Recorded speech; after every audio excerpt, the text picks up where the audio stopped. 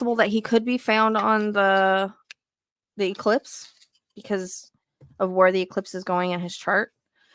So, it's definitely in the water, according to what this chart is saying. With us, got lots of Pisces. So, just saying. It really upset me when they were at that area because it goes right through there. His Saturn line does. They were at that area and they didn't check the water. Cops don't think he's there. He could end up there. So lines aren't always where they're put, but where they could be found or end up. So same thing with Elijah, his moon line, where it goes. It doesn't mean they walked back there and put him there, but that could be where he ended up from wherever they put him at. So we have to understand that as well. All right, she's here. Hi. Finally. Oh, come on. I was trying to sit here like, what am I going to talk about for 10 minutes? Yeah, I'm sorry. My youngest child has the stomach bug. Autumn had it last week, and she's finally eating today. So I had to make her some food before we got started. Because she hasn't eaten 2 days. She's pitiful. Like, she couldn't even hold her head up. It was bad. Hey, there's that. That's where I haven't even heard from Lizzie today. I think her internet was out, but she's had that for days. It's that, what is that stomach virus that's going around? Yeah, the kids are getting better faster than the adults, I've noticed, for sure, which they generally do. Hey, I'm getting everything pulled up right now, so just bear with me. I just got everything in place. I don't know how I'm going to look at the outline and my notes at the same time because they're both in documents. You could copy and paste your notes to the bottom of the outline if you wanted to, or you could copy and paste the outline to your notes. You haven't seen how much notes I have. Right. You can put it at the top. We might have to scroll back. I've got tons of notes on this. But I'm going to just try. Look, I already have a visitor trying to open my door. Hold on. Okay. I love them though. They're going to grow up one day and leave me. So it's fine. That's true. You'll be like me and you won't have anybody in the house. Yeah. I mean, it's going to be tough, but then I guess I'll get grandkids one day, and then I'll have to wipe their butt too. So maybe. I don't even want to think about that. We ain't even going there. Yeah. Well, I was thinking about this. Here's a little pre-show chat. My family had all the kids young, right? So I broke that cycle. I mean, I was 22, so that's still pretty young, but I'm talking about young, because my mama was 16 when she had me. My grandma was 17 when she had her, and then my great grandmother was 16 and 20 when she had them. So I was alive when my great grandmother was alive. She passed away when I was 9 or 10. And so I got to meet 5 generations, including myself, of course, in my family. But I broke that. And my grandmother was a grandma at 34, and I'm getting ready to be 37. And I'm like, oh, I'm so glad that I homeschool my kids because my oldest is 14. So, I've still got a while. It ain't going to be like right now, but it's going to be tough. I hope I have a while. Mine's 19, so that's the same age as Dad was. So I hope I have a while. I told him, hold off and wait, work on other things. Your chart says so. So yeah, exactly. That's my best advice to anybody young that wants to have kids. Wait till you're at least 25, if not 30, to have kids, so you can experience your life. Yeah. That's the biggest thing, which we're going to be talking about a lot about life, but just in a different way today. We're going to be talking about chakras, auras, and energy systems. So we're not going to get. Yeah, I got notes from that I took on quantum. It's a little bit to do with like quantum energy systems too. And this is just all theoretical information when it comes to the quantum stuff. And again, I'm not going to get too deep into it, but I want to give everybody a perspective tonight, as my goal basically is to introduce everybody to this stuff, but really talk about it, but from a perspective of like how energy could work. Like, how are we psychic? And as we look into quantum physics and quantum energy, I'm not a scientist. I don't know everything, but I've looked into some things and it kind of helps me correlate. I don't have all the fancy words for it, but like quantum tunneling and stuff like that. There's all kinds of different ways that energy works. So, yeah, we're just going to touch on the chakras and kind of what they are and what they represent, and talk about our auras, and talk about a little bit of quantum physics and magnetic fields and stuff like that. We're going to get real Nerdy. Well, we are energy. Yeah. We are energy. So it stands to reason, when our chakras are off, our energy's off, things are off. Just the way that it is. You notice there's no echo. I fixed it. Thank you very much. I am the technical genius. She is. I figured it out. Yep. Well, I will be touching those settings again. Right. I don't know what I did, but I did something, and I well, come to find out, in my first live with Lights at Midnight, me and Emily went live 2 Mondays ago, and it did like this weird static thing. So I don't even know what the hell's going on there. We're gonna have to fix that too. I'm split screening. Mine was I had changed the settings somehow, and I had checked it. I had moved all the settings around when me and Lizzie were on, and no matter what setting I put it on, it still echoed. So I was like, oh, screw this. And then just like, no matter what I did, it would still echo. But for some reason, somehow I fixed it all of a sudden. When we were doing Eli's chart, like privately, I messed with some stuff. She's like, okay, I don't hear an echo anymore. Stop. I was like, okay, no echo. We're going to stop right there. So yeah, that might have changed the settings, but no, you have to go in the microphone and change the settings. So yeah. But yeah, it's possible. Proud of myself. I don't have to hear anybody bitch anymore. I know it was tough though. It was really, because I was getting 3 echoes. I don't know how I've done these last 3 episodes, because the last time was the worst, because I was hearing myself twice. And then is there any echo, guys? Just make sure. I don't hear it on our end anymore, so it shouldn't be on y'all's end either. No, just to make sure. But it was not, it hasn't been echoing since I fixed it. But that's what I'm saying, is like, I don't know what I did, but I'm not gonna be touching the sound thing again. And because I was like, I never had this problem before, and then all of a sudden I have it. So I was so annoyed with hearing people complain about it, and it was like it wouldn't echo when we were like, when I was recording with someone, but then when I'd play it back, it would echo, and it's like, you can't redo a reading, because it's not like it's something that I memorize. It's a reading. Like, I can't redo it. So it's not like I can be like, okay, there's an echo through this, I need to go back and redo it. Like, you can't. You're not going to get the same information. It's not going to probably be as good. So, we'll get there, Barb. Oh yeah, we've got like a little list, and I mean, I'll just tell y'all what we're going to talk about really fast. So we're definitely going to talk about what are chakras, what are auras, what are energy systems. So we kind of got that all spaced out, so me and Rochelle can take turns, and then we just have like the general terminology for the chakras, and we're going to talk about kind of what each one of those affect, and then talk about the auras. And then chakra blockages, like overactive. Well, again, we're just going to touch briefly on all this. And then I'm going to talk about how our overall energy system affects our mind, body, and spirit, and kind of pull in a little bit of astrology, not as in like an astrology chart, but give y'all a perspective of like how astrology could work based on energy and quantum theories, right? And then that's pretty much it. We're going to open up for questions. So, but me and Rochelle both are very long-winded. I've got a lot of stuff about chakras here. Like, it's mostly chakras, and it's because I taught it when I was teaching. It was something I taught. Like, so I did all this research, but I didn't memorize all of it. So yeah, I have all my notes here. I'm just gonna try to like skim it and talk about it.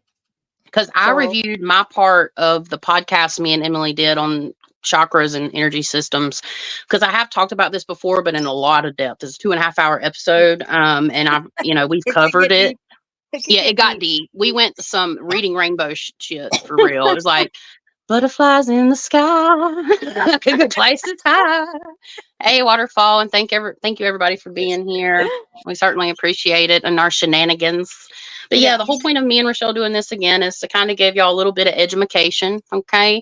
Things that you may not know, or you may learn things. And ultimately, all this stuff is related to, a divine perception. Perceptive. We both decided on divine. I thought it was divine perception, right? Because I was like, perception is the best word. And she come up with divine perception or divine perspective. And we decided, I thought, on perspective or perception, but she's been saying perspective, but it's close enough. Like, it's fine. You'll see our I faces. changed it. I changed it. Yeah. I don't know where that word came from because I'm the one that came up with the word in the first place. I don't Yeah, it's all good. You know, we got two busy schedules, but we've made it. We're here. know. We're blessed. We're alive. We're better. I really can't complain except Mercury retrograde. Can we talk about that for a second? Because we normally kind of talk about things And the before we get eclipse and how started. it's killing us. Yeah. Oh, it's been wild. I'm trying not to cuss. It's been wild. I was So so tired yesterday. I feel better today, but it was like yesterday. I was like, "Ugh, yeah, I can't do anything." the day before Mercury retrograde really kicked in, it was close enough. It was within a 24-hour period or less. We had my car. I thought the starter messed up on it, but I think I didn't have it all the way in park. Okay, just I don't normally mess up like that, but pretty sure the starter's okay. The car's been cranking, but we even went and got a new starter, right? But I had to come get somebody. Had to go get somebody to come get me off the side of the road. And y'all, if I'm stuttering on my words, I made me a cold brew lavender honey coffee, and it's got me going. It's got me ready. But anyways, that happened, and then my ex-husband, as he dropped the children off, he left at the top of my road. Somebody T-boned him. There's so much other things that happen. Like I can't even remember now. And I even tried to make like a short TikTok video recapping my start to Mercury retrograde, and the sound didn't even work because Mercury retrograde is, deals with technology and the way we communicate and all that kind of stuff. And, it's very interesting because it goes a little deeper than that. But really what Mercury retrograde is for a time for us to kind of rest and reflect and see what we can do to kind of change to have like a better future ultimately in very small words. But is it a bitch getting there? Absolutely. And then, the solar eclipse we have coming up April 8th. I'm planning on going live Sunday, April 7th, and doing what I did for the lunar eclipse. So I'll be going live again Sunday on my Luminary Luna Beams channel, and I'm trying to get like a video out too, but I can't guarantee that. I'm going to try hard, but we're coming into like the end of the lunar cycle. So at the end of every lunar cycle, people that are really in tune with this type of energy, which this actually has something to do with what we're talking about today with energy systems. So you get pretty tired at the end of the waning. So we're in the waning cycle of the moon, moving up to the new moon. It's literally gears people to rest. So even if you don't have time, you will feel like crap if you keep pushing yourself. My best advice to everyone is take it easy. Make sure you're taking like long showers and contemplating life. This particular solar eclipse has Chiron, the wounded healer asteroid, conjuncting it, which means it's over top of it on the chart, meaning that this solar eclipse is all about healing wounds. And wherever you find, I believe it's 19 degrees of Aries in your chart, on your houses, whatever house that falls in, can give you an idea of where this is taking place in your life. So I'm going to be going through that Sunday. But guys, just buckle down and be willing to like let go and release and rest if you can. I know we all have busy schedules, but that's the most important thing. The last two things I just want to mention again, I have an event coming up April 13th, Hamptonville, North Carolina. I'll be doing readings and selling my jewelry. I'm trying to do a pre-sale online though for my jewelry. We'll see. It might be before or after. I don't know. And then now I'm going ghost hunting April 20th in Hickory, North Carolina, at the place where they filmed the Hunger Games. I don't know which one, but they filmed the Hunger Games there. It's Henry River Cotton Mill. It's a mill. So besides that, that's what I have going on. Do you have anything you want to share? I know you were talking about some things before I joined in. I have nothing. Okay. You've been a busy girl though. No, I mean, just just my cases and stuff, and it seems like my schedule's kind of like a lot of people aren't scheduling. I'm getting to the point where I'm getting caught up with everything. So I'll be doing lives to survive I and understand that. working cases. So that's basically what you guys will probably see more of me. As long as I have the energy to do it. Like I said, my energy has been jacked because I'm still kind of like, I thought I was relapsing the other day. Like I was had nasally and headache and coughing. I was like, what the heck is going on? I'm backwards. So I took a bunch of vitamins and laid down and went to sleep, and I was better the next day, but I relapsed for a second. And so I still got a little bit of cough. I'm still getting there, but I'm a lot better than I was. That's good. So, I'm glad to hear I've been that. sleeping a lot too, but yeah. And So I like going back over like the old cases, because now's the time with Mercury retrograde to go back over the old cases. So you'll see me going back over some old cases with cards or whatever, or if I feel like I need another reading on it, because it's the time to do that, and with the astrology and whatnot. So like with Dylan's, like that's why I went back to Dylan, because it's like that time, because he went missing during Mercury retrograde. So he'll probably be found during Mercury retrograde if we can get anybody to search. So it is our Yeah. astrology. It's something that can't change. The only thing that could change it is like the timestamp being off, but we went off of like the phone call, which he was deceased very close to that phone call. Right. Was when everything happened. So yep, that's basically what I'm doing. I'm gonna try to get my YouTube up. I might have to wait till after Mercury to sign the contract, but there's going to be some management coming in, maybe, to like help the channel grow and everything, and get a further reach and do merchandise and stuff. So we'll see how that goes. But That would be great. That's what you yeah, need. You need people to help you kind of get everything going. And yeah, no that's offense when I say that. it's like a management company for like online people like us, like influencers. So, but I was gonna sign the contract. I was like, wait, it's Mercury retrograde, but I don't know if I can wait. So, Yeah. I mean, April 25th is the end day.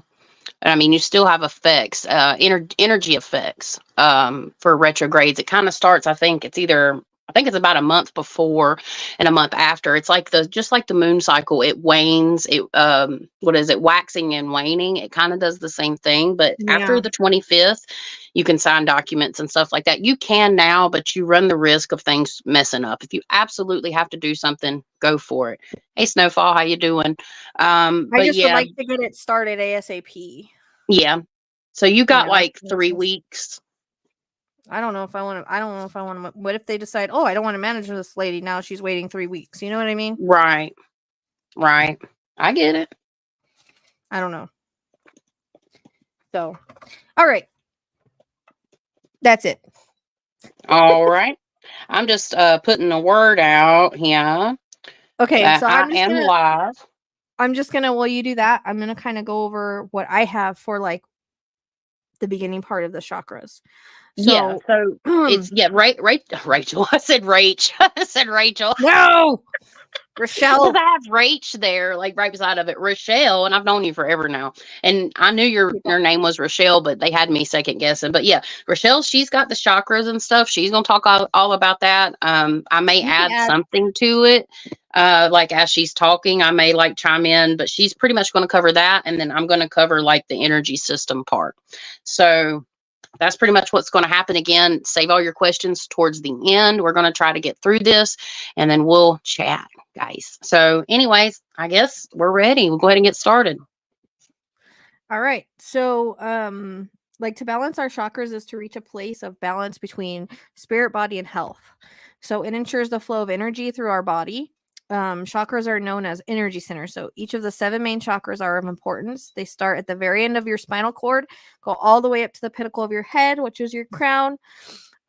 So before like my readings and stuff, I always clear my chakras, and then I feel like it helps you get clear information. That's the way that I do it. And it also tells spirit that I'm ready to work. Like that's how I work. Everybody's different.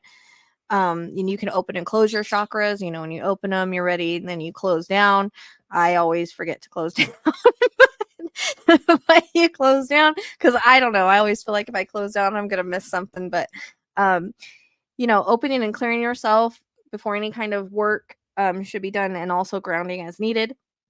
So the word chakra actually means wheel in Sanskrit, and symbolizes the flow of energy in our body.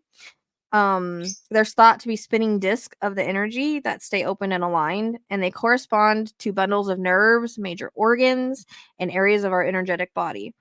The 7 chakras are present in our body are actually energy centers and are known to regulate emotions. Their origin can be traced back to Hinduism and Buddhism. Both of them talk about the shifting nature of chakras. And according to meditation practices, if the chakra becomes out of sync, they can negatively impact your physical, mental, and spiritual health. Each chakra is associated, and I got chills, with a body part and its proper functioning. Some say there's 114 different chakras, but there's 7 main chakras that run along the spine. It's important to become aware of the 7 chakras in your body. It will help in detecting any deeply rooted issues in your body before they come to service. Like sometimes it can cause the physical to manifest in our body when our spiritual's off, or when our energy centers are off.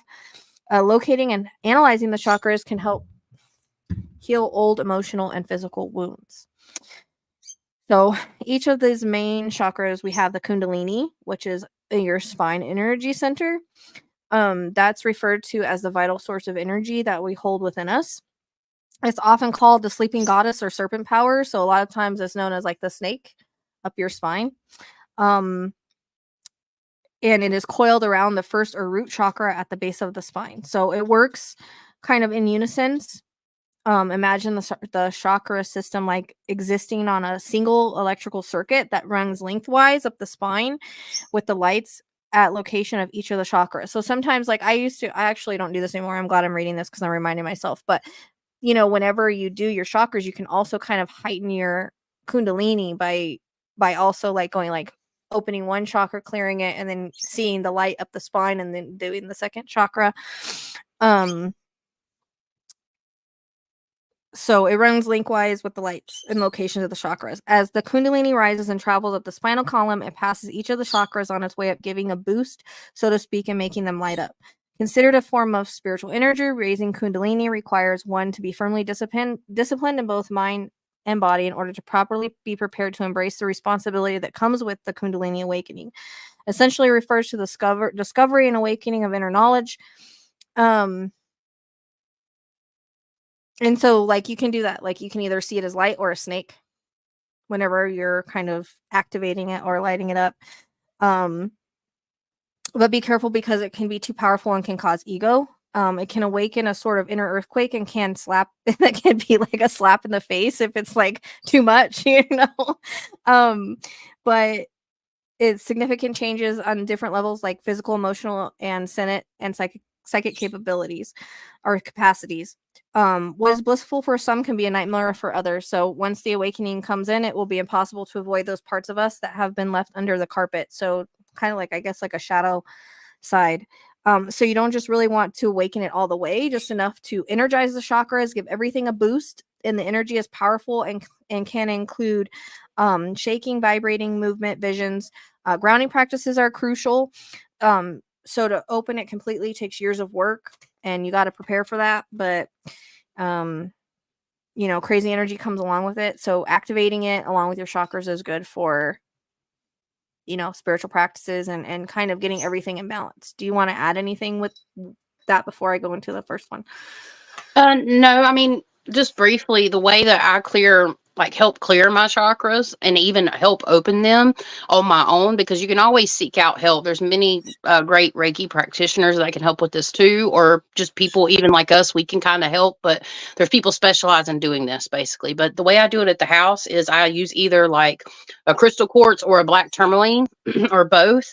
And I start with I lay flat and I start with my root chakra and I work my way up to my crown chakra, and I put it over each chakra and just kind of meditate, and I feel energy. And a lot of people can feel energy. Some people can't. It might be a little more difficult for the people that can't really feel crystal energy, and I clear it out that way. So I put it on there, I let it do its thing. You feel a sensation almost. It's very subtle sometimes, and sometimes it's not. And then you'll feel when it starts to kind of relax and let go, you can move it up your main chakra systems.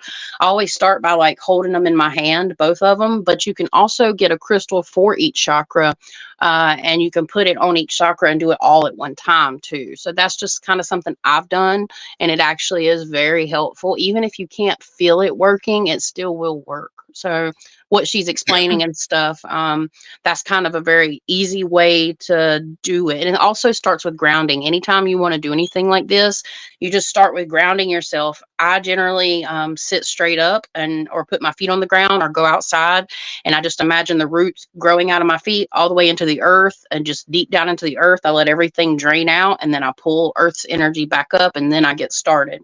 So that's just kind of an easy way you can do it at home yourself. And the first time I ever put a stone on one of my chakras, it was here, and it was a black obsidian, because I started learning about all this stuff. This was about 4 years ago, and it was painful.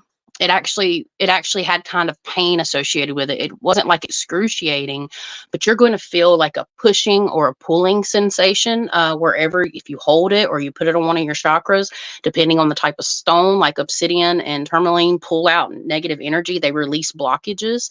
So if you want to use those, and crystal quartz is good for everything, and it amplifies the stone you're using it with. So if you're trying to clear out energy, that either black tourmaline or onyx or obsidian is great for that, and you can do that at home. That's all I'll add to it. Yeah, and I think I have in here maybe crystals that are associated with each of them that you can get to. I don't know if that's, Perfect. I think that's pretty much in here, but I haven't went over this in a while. So Yeah, sure. So yeah. All right. So the first chakra is the root chakra. So it's the base of your spine. The color is red. Goal is to connect your mind, body, and soul with earth. Like she was saying. So chakra is a feminine by nature and gives us the feeling of being close to earth. It is known to keep us grounded and connected with energy of the earth. Physical identity, stability, and grounding go with the root chakra. How to balance this? Try walking barefoot in grassy areas. How to know if it's out of balance or blocked? It can manifest in physical issues such as arthritis, constipation, and bladder or colon problems. Emotionally, feeling insecure about finances, or in physical or basic needs and well-being.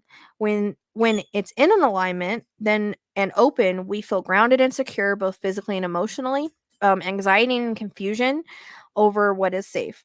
So you feel too cerebral and can't shut off your brain too, like your brain is just going wild. You feel stuck or sluggish.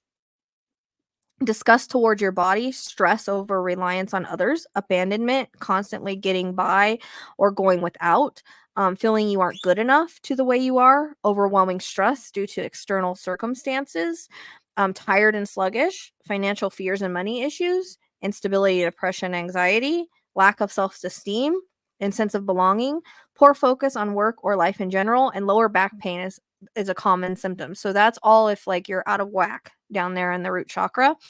Your food that can help you balance this is anything that's associated with the color red. So red berries such as cherries, raspberries, strawberries, they can help light a fire that melts the ice, numbing your ability to ground down. Root veggies such as potatoes, carrots, and turmeric also pull energy down to the earth, and most proteins accomplish this as well. And here we go with the crystals. So it is in here.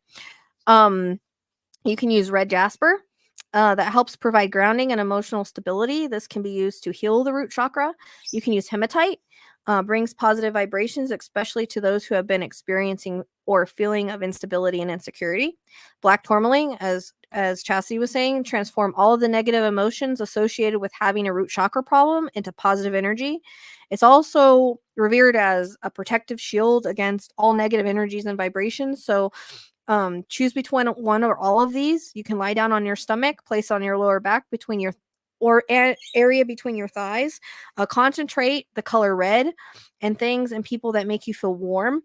Always state your intention that physical and emotional spiritual symptoms you have been suffering from, that those blockages go away and there you are healed fully. Visualize the red energy wheel, or you can use a ball, but a lot of people use the wheel, like a spinning at your lower back, spinning freely and clear of any debris. So that's for the root chakra. Do you have anything you want to add? I know it's pretty detailed. Yeah, that's perfect. That's perfect. So I know it's kind of like I'm reading, but I can't memorize all this. So that's okay. I got some stuff. I'm looking over my notes as you're doing it, because I have them here and I'm just kind of skimming through them too while you're doing them, but I'm listening. Okay. And I'll talk to people in the chat. I'm putting my mic on mute though. Anything you want to add on that? No? Okay. So we have the second chakra, which is the sacral chakra. Chakra. It's located 3 inch below the belly button, just above the pubic bone. It's the color orange, and it is associated with the lymphatic system and responsible for expressing emotions. It also helps you get in touch with your sexual desires, sexuality, pleasure, and creativity. Hold on. Yep. It has everything to do with that. It has everything to do with your creativity in general. And if you're having a creative block, it's a good idea to try to unblock your sacral chakra.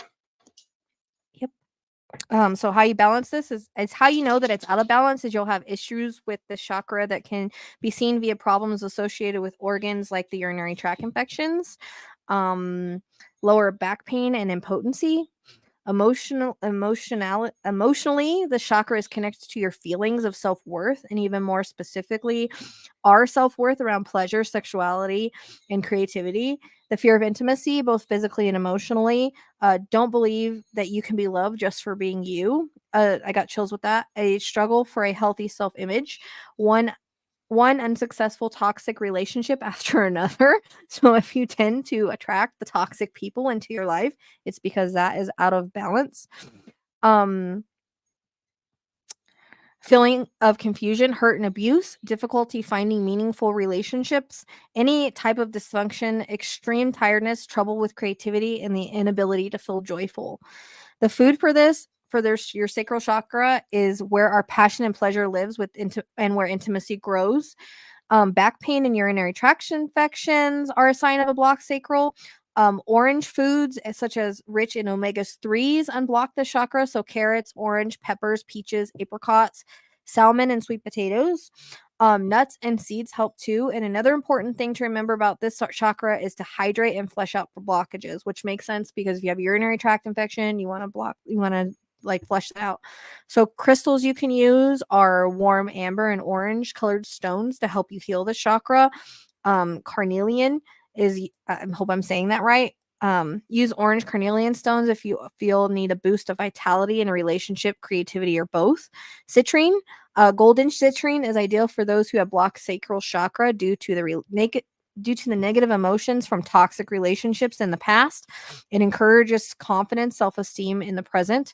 Amber, this warm, glowing stone inspires positivity, creativity, and even excitement and lovemaking. So you don't have any excitement there, get some amber. A simple tip is to carry around a piece of Baltic amber in your pocket so that it will remain close to your second chakra. Use positive affirmation when using crystal healing for the chakra, such as I honor and respect myself. I deserve to be honored and respected by others. And I am spontaneous and my creativity flows through me. So that's for our sacral chakra. Anything? Yeah, and I would like to add here, and this is a sensitive subject, so viewer discretion is advised. But if you have suffered from any type of SA, this chakra can be very much so blocked, and because of the trauma. And this is when you get into the realm, and something I'll speak on just briefly in a bit is how we attract things to us with our blocked chakras and the energy we put out. So I'm just going to leave that there, but I'm pretty sure y'all can get the idea. It makes sense because it has to do with our sexuality and whatnot. So when we have that trauma, it will become blocked. Yeah. Or out of balance. Hey, Grandma Sherry. Are you putting these on the screen while I'm doing this? You can do it. I think you can. Oh yeah, that's right. I can do. Yeah. So we have the third chakra, which is our solar plexus chakra, is located behind the navel region below the rib cage, upper abdomen and stomach area. You have the color yellow, and it is associated with self-confidence, self-discipline, and self-esteem and wisdom. It is responsible for that gut feeling. For the uninitiated, gut feeling is getting a clue about something isn't right for you. So that's, I guess, where your clairsentience would come in at as well. So how to balance this is you get out in sunny areas or sit next to fire. Since this chakra, and I got chills, is associated with fire, such is what's used to clear with. So whenever I clear this, I actually see fire besides spinning it out. So I use symbolic with my clearing as well as spinning it. So how do you know it's out of balance? Is blockages in the third chakra are often experienced through digestive issues like ulcers, heartburn, digestive issues, nausea, gas, eating disorders, and indigestion. Its chakra is our personal power. This means related to our self-esteem and self-confidence. This blocked chakra can make you feel unable to make decisions, and rather like touchy. I don't know, is that touchy? Touchy. Becoming angry or having control issues, suffering from low self-esteem or having difficulty making decisions, becoming apathetic and start procrastinating. Oops, I do that a lot. Chronic fatigue, digestive issues, and little voice inside us all becomes critical. This makes it easy for you to be taken advantage of, or you could have stomach aches and some kind of digestive issues. You may feel powerless over life, and teachers and yourself, and physical symptoms such as stomach pains. If it's overactive, you would feel overly ambitious in your own life and possessive over someone else's life as well. The food associated with this is the fire. So sun is helpful in warming our stress away. Excellent food to nourish and feel good.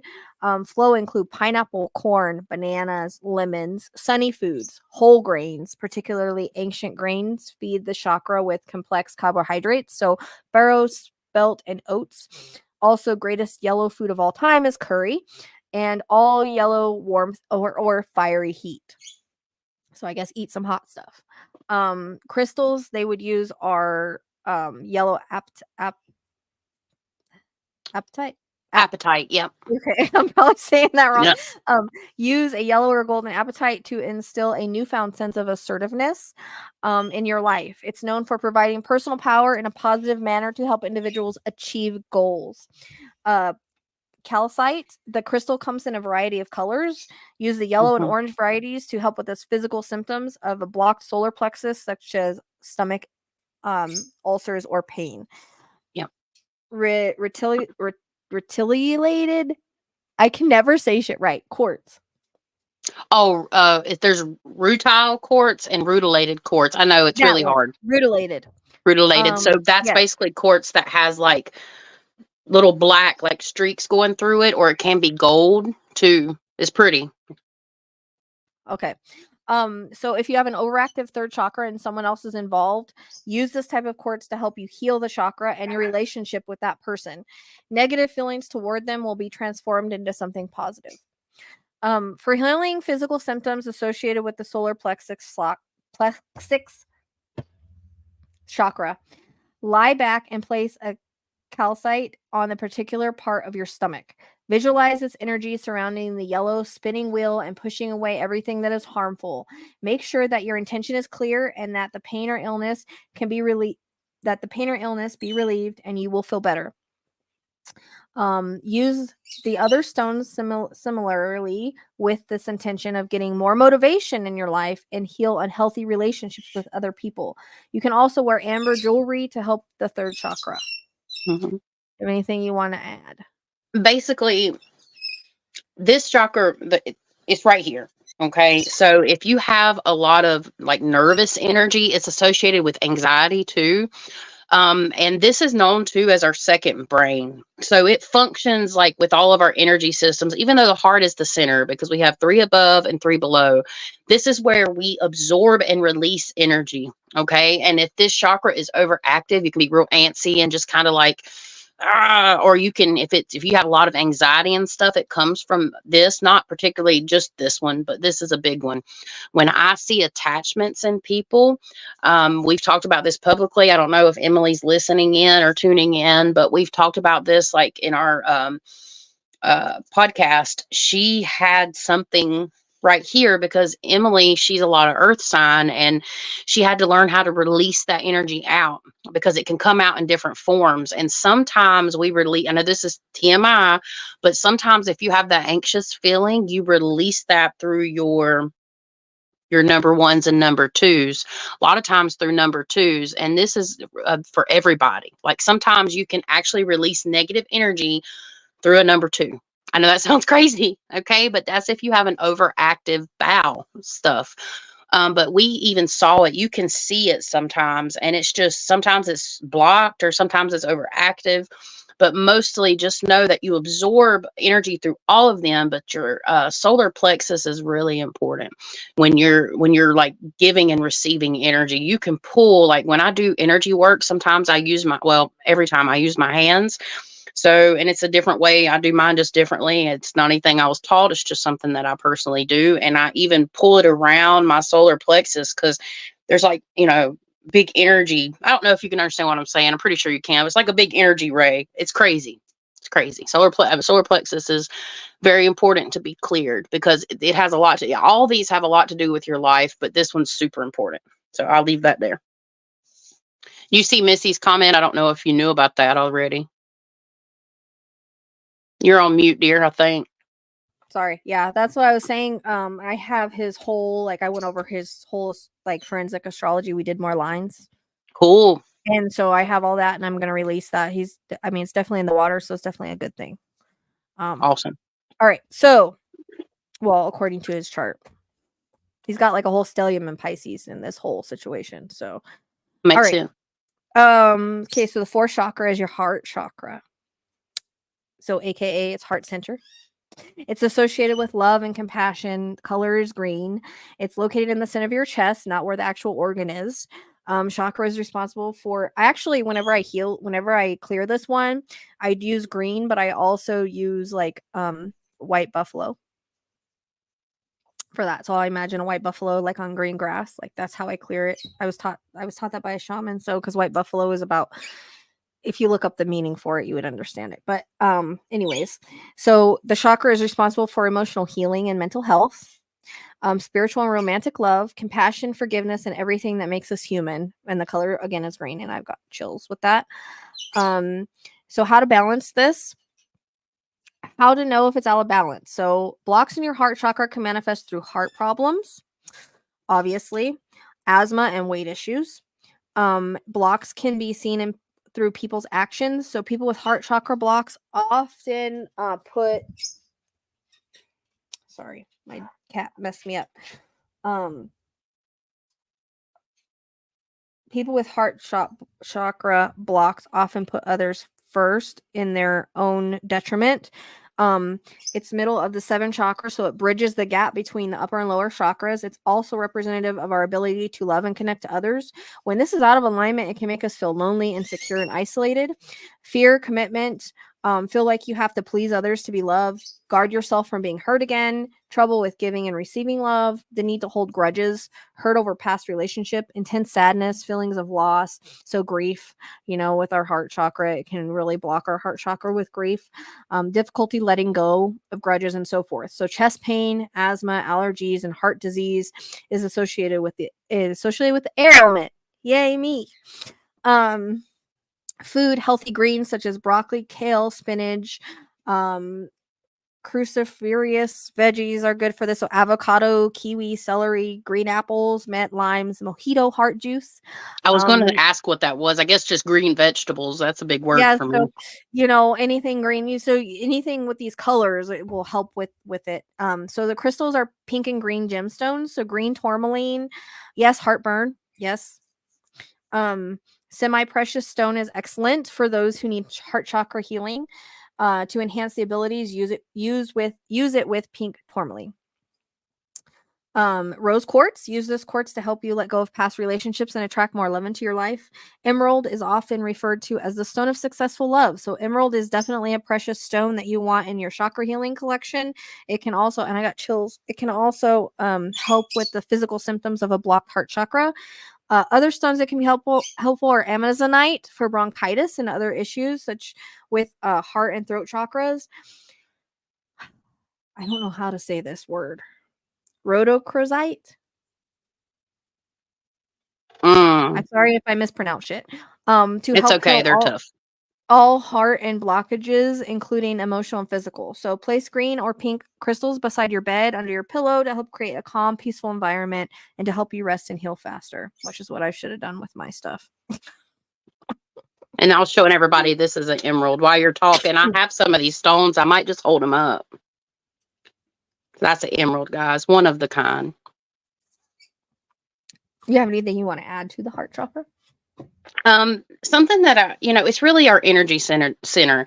So like when your heart chakra is blocked, these three bottom, the ones that we just covered, the bottom ones, those are your earth chakras.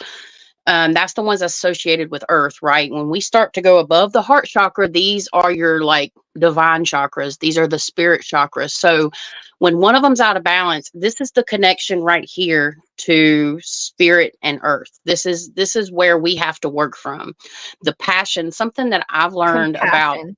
yeah, and the passion and the things that we do, like me and Rochelle could not do this if we didn't have a love or a passion or a compassion or empathy for people.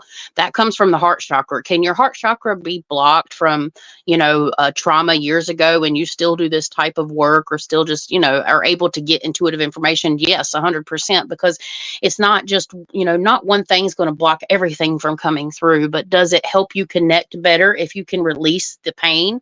Right now is the time to work with the heart chakra specifically and the solar plexus, it really any of them for this solar eclipse, because it's all about the heart and it's all about forgiveness. So you really want to work with this chakra specifically, because if this is out of whack, your spirit and your earth cannot connect. And that's why we are mediums, but we all have the potential not to be necessarily 100% a medium, but we all have this potential to connect to a higher power. It's just going to look different for everybody else. So even though if you don't connect with spirit like me and Rochelle do, you'll connect with spirit in a different way. Get these heart chakras unblocked. Forgiveness is the most important thing. And when you talk about, it goes back into like the afterlife. Like you have to, nobody's up there saying we need your forgiveness to enter the gates of heaven. That's not how this works. In my personal opinion, you have to forgive yourself. And this comes from your heart chakra. Is so, so important to keep that and to be able to receive divine information and all that kind of good stuff. So Yeah, and if it's blocked, like you don't have that compassion for others too. Like and grief can block it too, and that's what keeps us in that grieving space, that stuck space. So we have to learn to forgive ourselves and not hold like ourselves accountable for other people's passings, because everybody has a soul path. So nothing is our fault in terms of if someone passes away and we might feel guilt about that. We have to release that, because that's not our soul path. That was their soul path to leave when they did, and there's nothing we could have done to stop, done to stop it. So that's something we have to understand with grief, because yeah, and this is a green aventurine if y'all can see it. and that's why broken heart syndrome is a real thing, is because the grief affects the heart chakra and therefore breaking that heart. That's why people have heart attacks with a huge, loss like that, because Yeah. it's affecting that heart chakra. Just saying.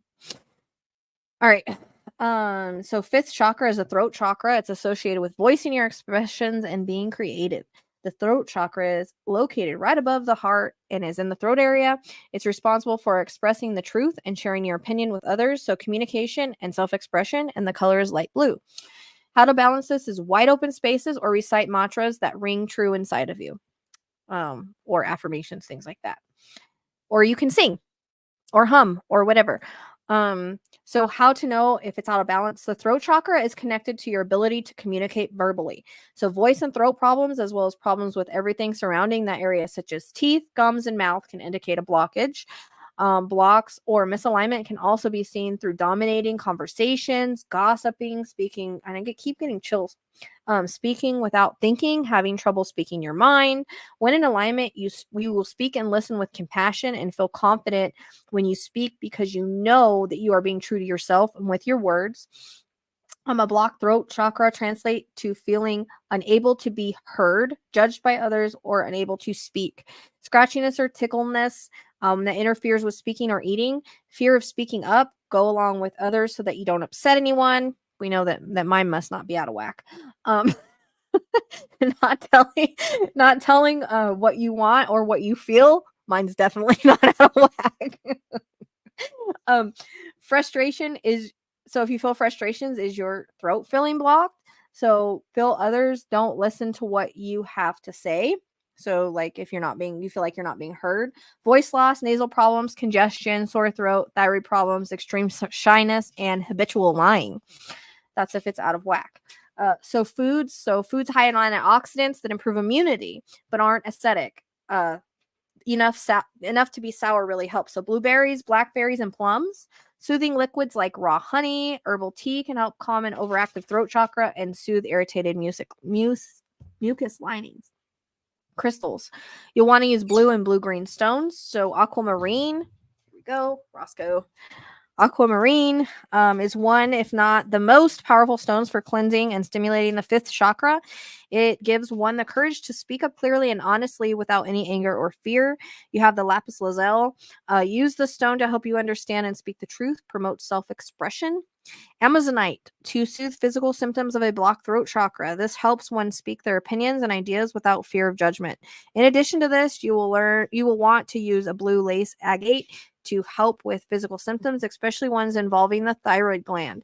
Wearing this pendant of any of these stones is a good way to get started with healing the throat chakra.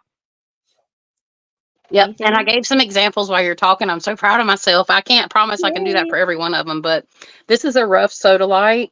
Okay, it's a little dirty because it's been in the earth, you know. And this is a lapis lazuli or lazuli. I know somebody says, yeah, somebody says lazuli. I know, but yeah. And then this is just a sodalite drilled down into a pendulum. Okay. Yeah, it's all about speaking your truth. Like being able, if you have been told, let's say growing up, because you know, let's face it, we've all had trauma growing up in some way, shape, or form. But if you were in a family that you were never encouraged to speak your own truth, that can follow you throughout life, or even a relationship later in life, where you had your voice taken from you, this is generally closed. And you want to work on that. And this helps you to speak up and speak your truth instead of being, this is what Spirit's coming in and telling me. I'm getting the chills because there's somebody in the chat that's dealing with this. Basically, like I'm the yes man. Like I can't say no. If your throat chakra is blocked, you don't know how to say no. And that's one of the worst things that you can do, because like I want to help everybody and have a place for everybody. But as in Rochelle, boundaries, yeah, exactly. And that comes with other chakras too. We have to set up boundaries for all this kind of stuff. Okay. And that's one of the most important things you can do to not have any type of spiritual attacks or spooky stuff to happen too, is boundaries. I'm getting cold chills on that as well. Your cold chills rubbed off on me.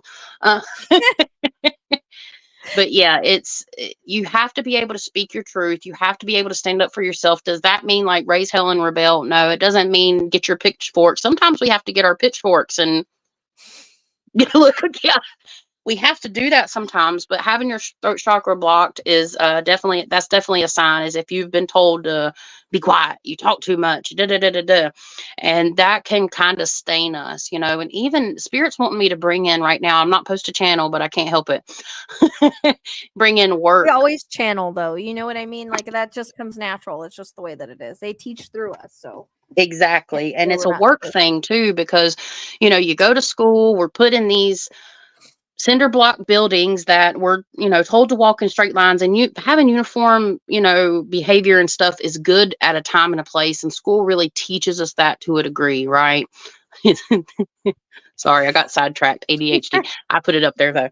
But yeah, so I mean, school is a big thing, how we're like shown how to be adults and how to function in society and stuff like that. But it also can be very damaging for certain children, because certain children have different needs, like autistic children or children that have ADHD. And you know, a lot of this is coming out more and more, and it could be part of our lifestyle and society. But this is all with the throat chakra. Spirit's telling me it all has a lot to do with that and an imbalance. And some of these things can be managed better if our chakras are balanced and we understand the way energy works. And that's what we're getting to the bottom of today, or at least just like a smidget of how energy works. That's what Spirit's really been like drilling into my head, is like the more I can show and teach people a way theoretically how this can work, because as humans we have to understand, we want answers, we want to know why it works. Well, we're dealing in a realm of like, you know, we're only getting connection, and we're trying to make the best out of what we can with what we receive through divine spirit or our research. And the more you understand how your energy system works and how our chakras operate, you can actually help heal yourself. It is possible. 100%. Do we need help every now and again? Absolutely. We need help every now and again. It's great to have a center, you know, Reiki healing session or a trauma session. But yeah, I could probably go on, but I'm going to keep that there, because we're going to these are some of my most open chakras. When I first started this work, I'll go ahead and share this with you too. When I first started this work, my lower chakras were all messed up, but that the prognosis has changed over time. And I'll talk more about that when it's my turn. You It's know, the coffee. and we have to I'm like, remember that we are energy. You know, it all works in unison with our body. So a lot of our physical manifestations and things like that, like it's because our chakras are blocked and whatnot, you know, or they're not working right. Okay, so we have the sixth chakra, which is your third eye, the third eye chakra. This loosely translates to beyond wisdom. This chakra is responsible for gathering information about yourself and beyond the materialistic world.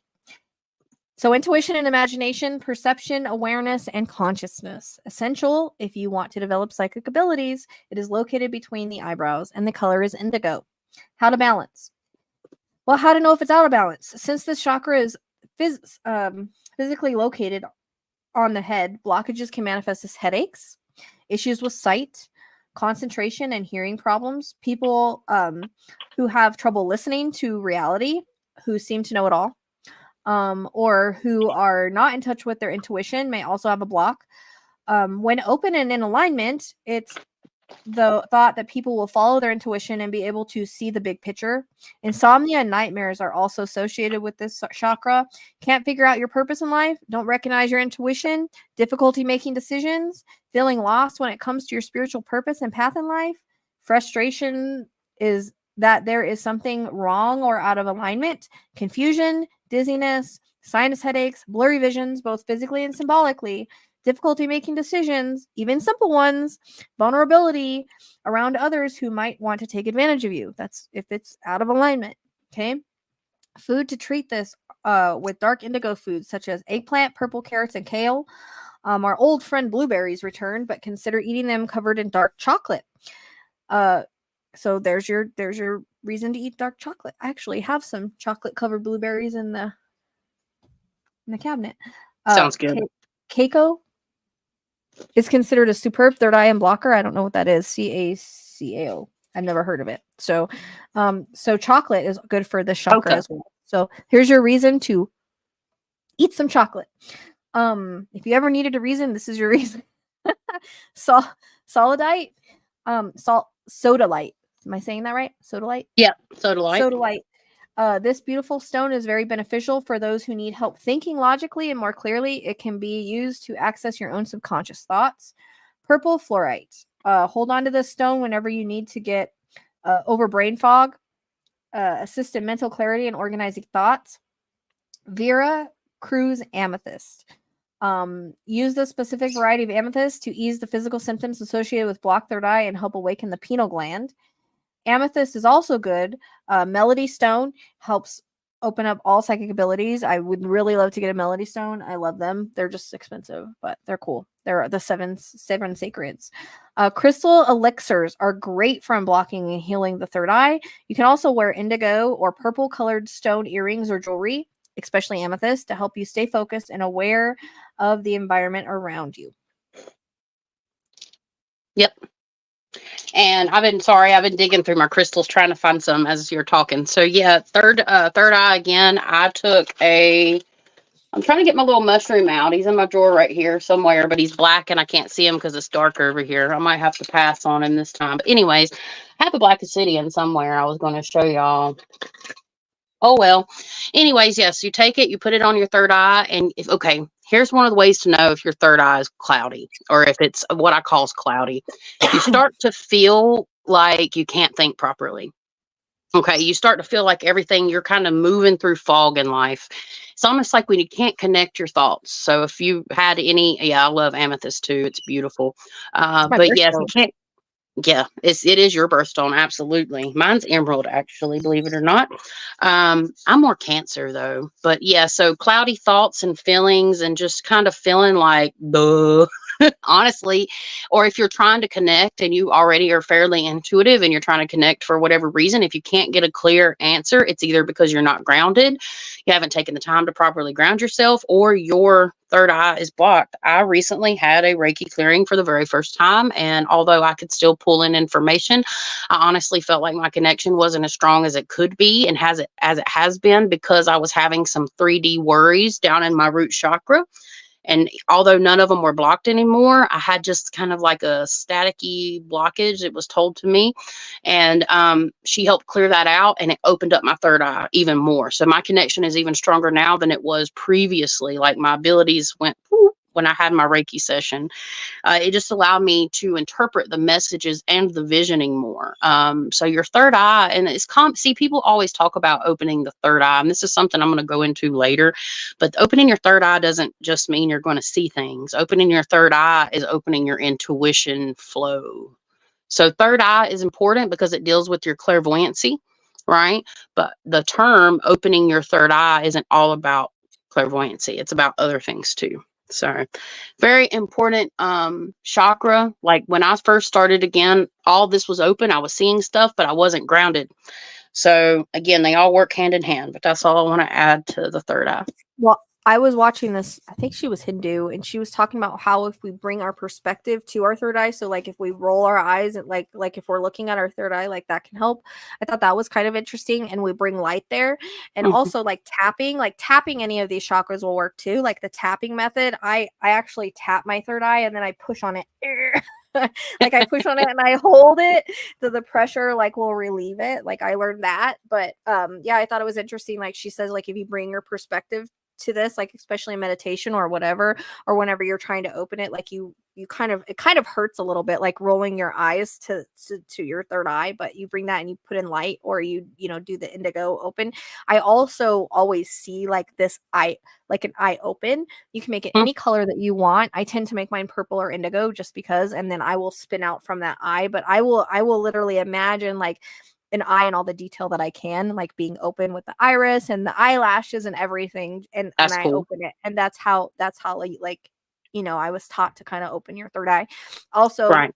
I used to use like a unicorn horn coming out of that as well, because the unicorn horn, you know, it's where the third eye is. So those are just some cool things of ways that you can work with them.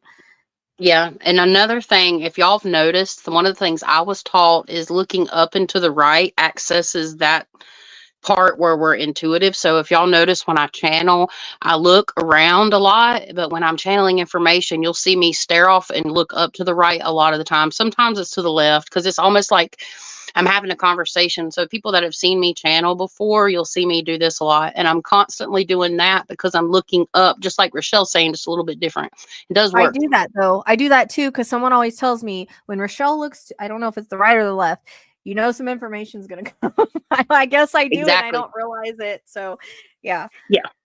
It All becomes second nature, honestly. So your seventh chakra is your crown chakra. Here, I also, whenever I clear the chakra, I imagine like I'll spin it out, but then I'll bring lightning down. That's the way that I do it. But seventh chakra, the crown chakra, it's responsible for direct connection with the almighty and the conscious energy.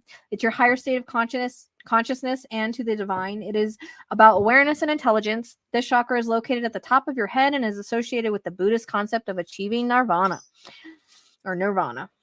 Trying to balance the chakra will help you gain insight into yourself and balance other chakras, as well as gain guidance from spirit and the other side. You must balance all the others before you are able to unblock this chakra. The color is the violet or white. I mean, I always clear it as violet, but you can bring white into it as well, or light. So how to balance? How to know if this is out of balance? The crown chakra is linked to every other chakra and therefore every organ in the system. And so it affects not just all of these organs, but also your brain and nervous system. It is considered the chakra of enlightenment and represents our connection to our life's purpose and spirituality. I think that people that are very closed off and very, it's okay to be like skeptical and things like that, like they don't have an open chakra at all. Those that are blocked crown chakra, it's just funny because I just said that. Here it is. Chakra may seem narrow-minded, skeptical, and stubborn. When this chakra is open, it is thought to keep all the other chakras open. This can also cause depression, sensitivity to light, headaches, and migraines, very attached to material possessions and achievements, feel lonely, insignificant, and aimless, disconnected from any spiritual side of life, no connection to the higher power, feeling unworthy of spiritual help, feel that your higher power has abandoned you. So people that are like, oh God, why is God, you know, making all this happen to me?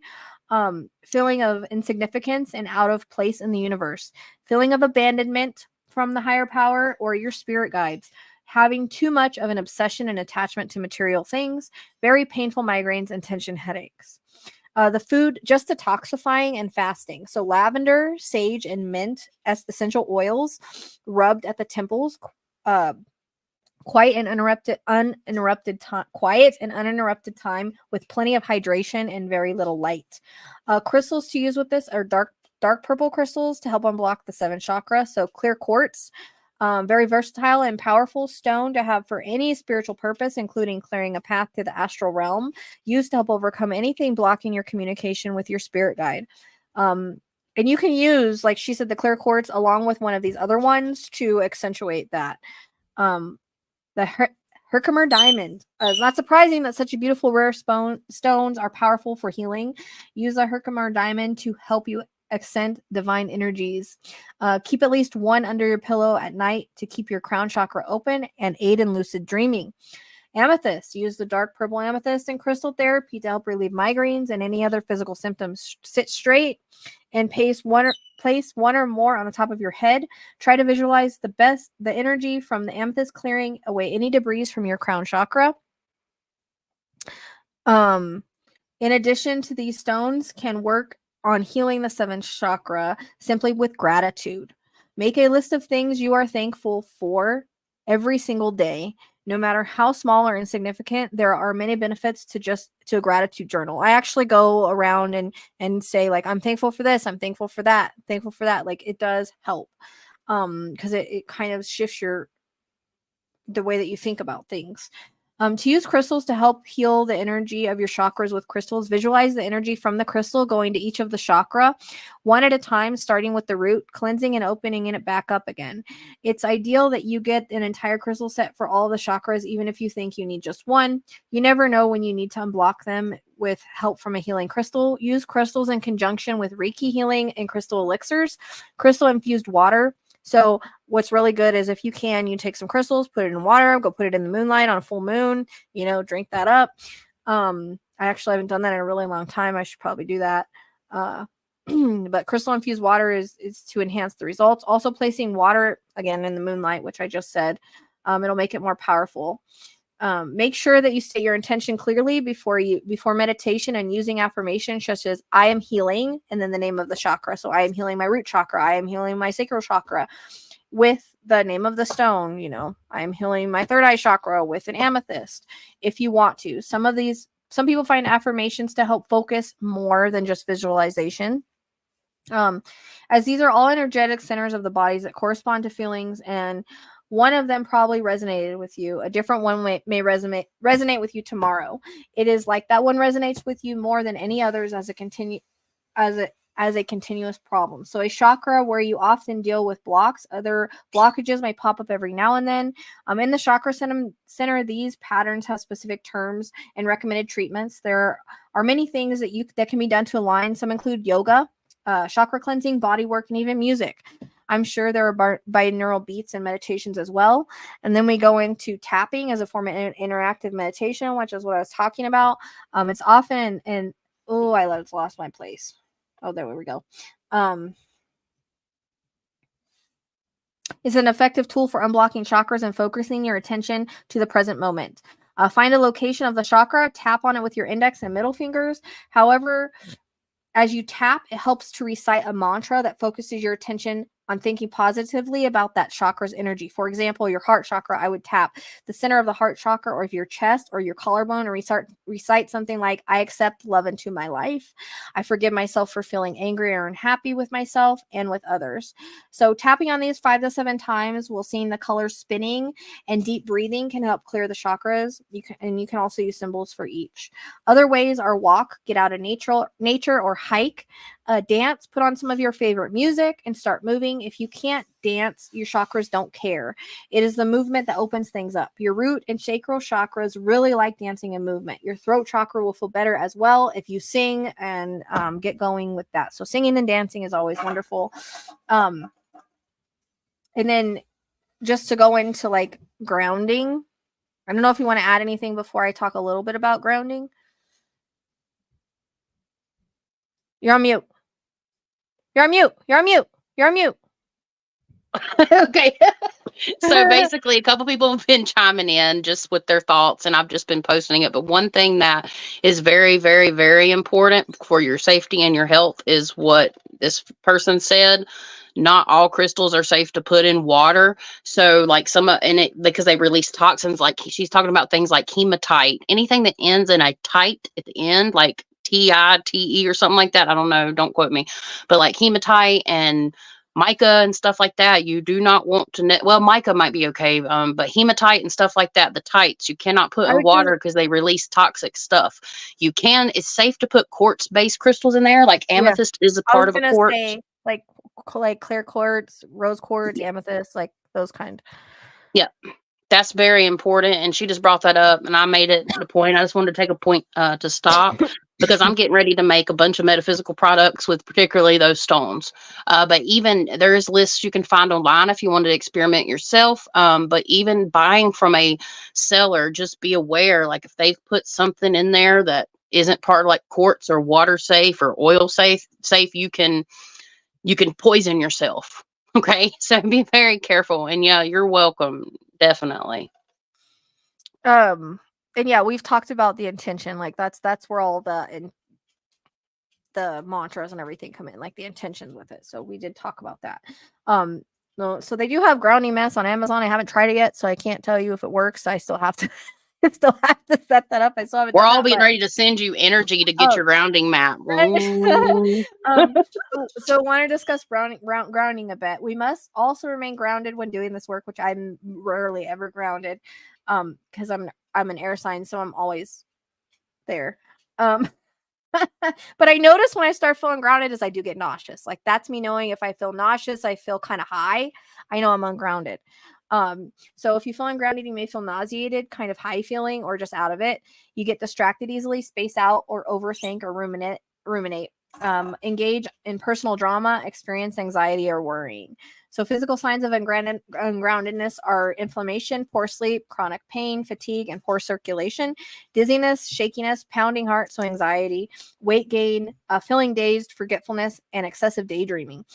So if you feel this way, it's time to ground. Place your feet flat on the ground, like she said earlier. Without shoes is the best. You can do this inside or outside.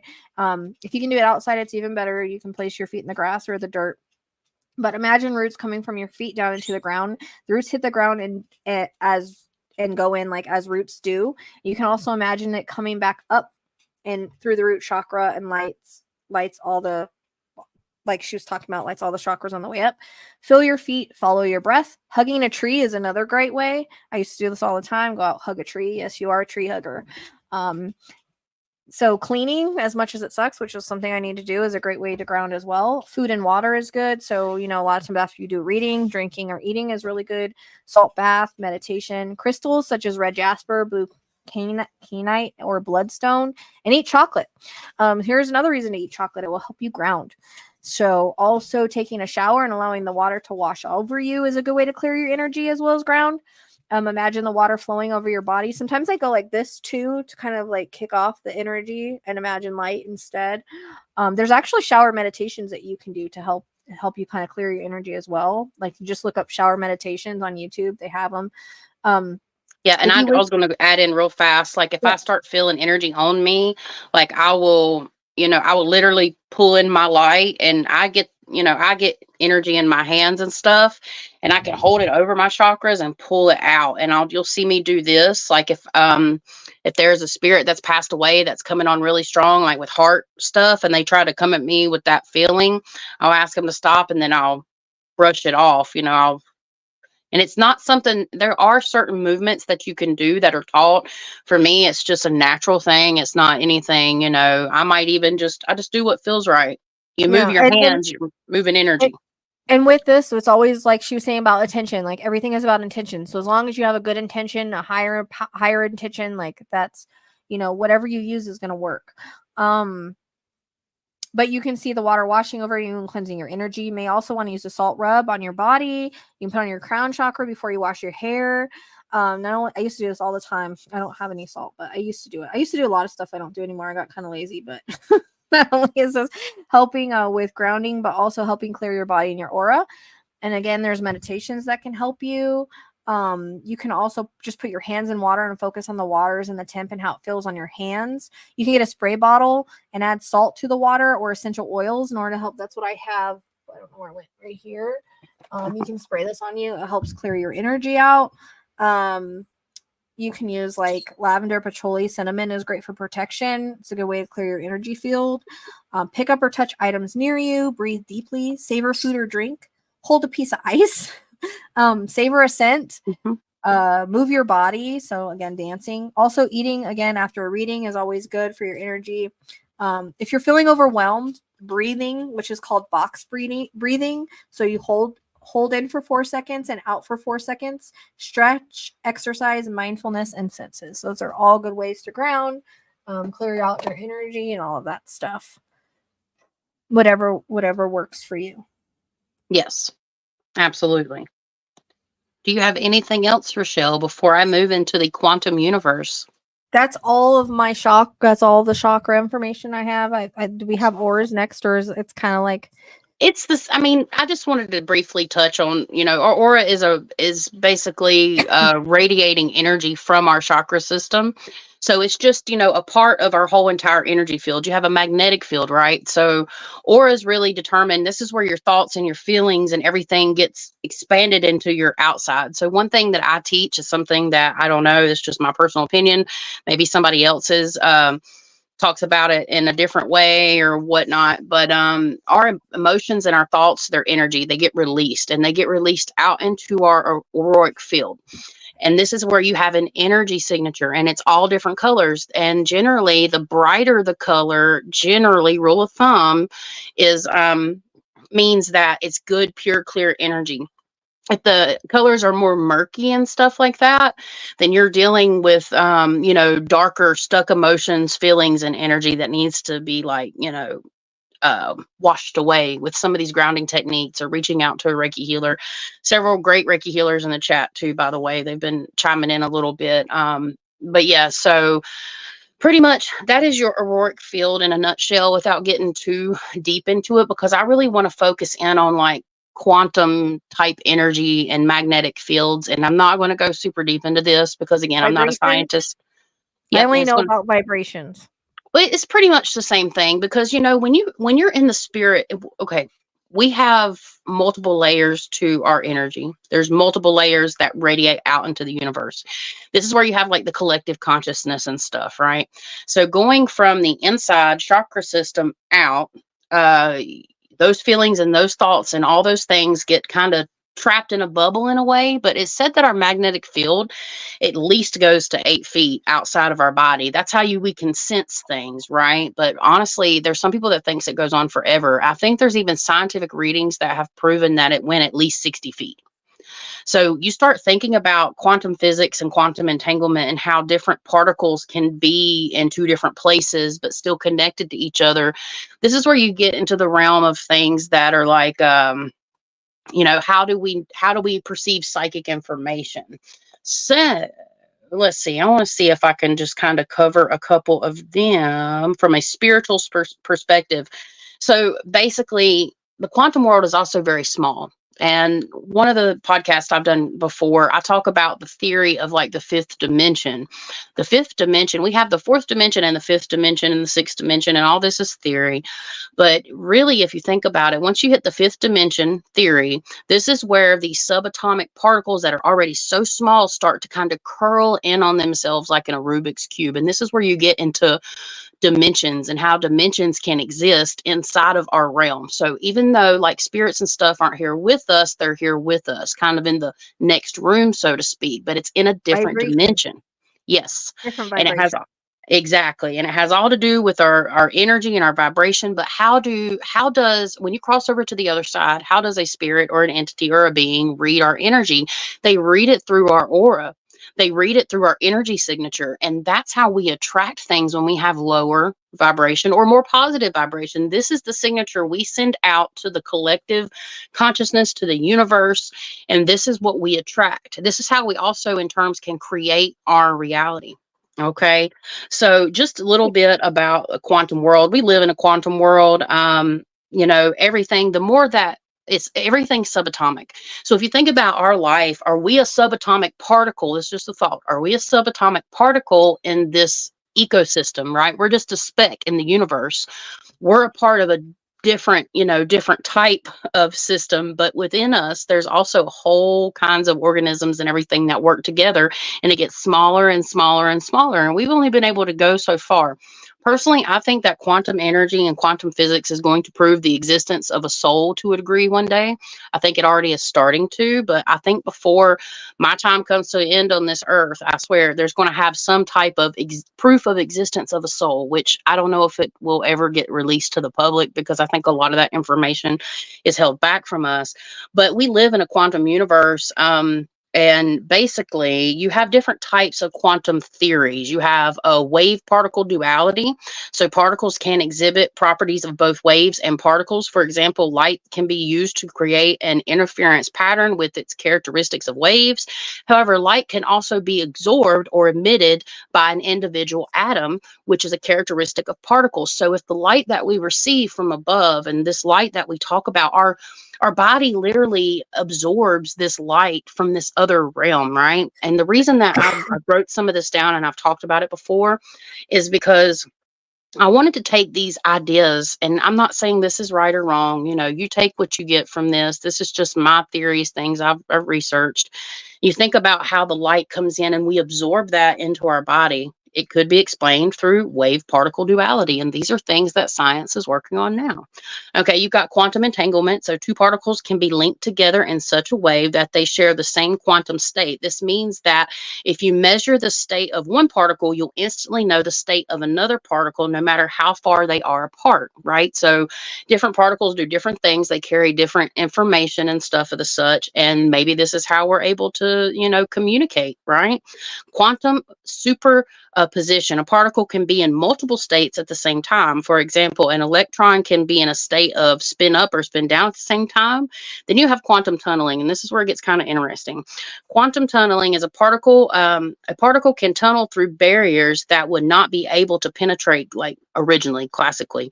This is because at a quantum level, particles can behave like waves that can pass through barriers and by interfering with themselves. So when you start thinking about quantum tunneling, you start thinking about how, when we do remote viewing, or when we, as an intuitive person, how we dream and stuff like that, when our consciousness actually exists outside of ourselves. Right. So something I've talked about before is like, when I remote view somewhere, I'm actually creating like an energetic tunnel, energetic imprint, like an energy thread. Okay. There's also threads and energy threads, and they talk about, gosh, I can't remember the word, but I think it's in here. So I'm just going to read to you what I've already wrote from a spiritual perspective. Let's see. So the quantum world can also be used as a reference of understanding to help explain some spiritual aspects of life. For example, we can look at this information and compare it as to how our chakra systems inside of our body works and interact with the outer magnetic energy fields. Quantum theories could also help us better understand how the paranormal world works or the spiritual world works. And it could be possible at a nano level for these things to exist and fold in on each other because of the different dimensions at small particles, right? Because we're all made of that. Because if our center of gravity, if we didn't have a magnetic field, our body would be like floating everywhere, right? So let's see. It can help to be used how to describe, again, our intuitive abilities. And let's see. I think I'm going to move on from that because I already did it.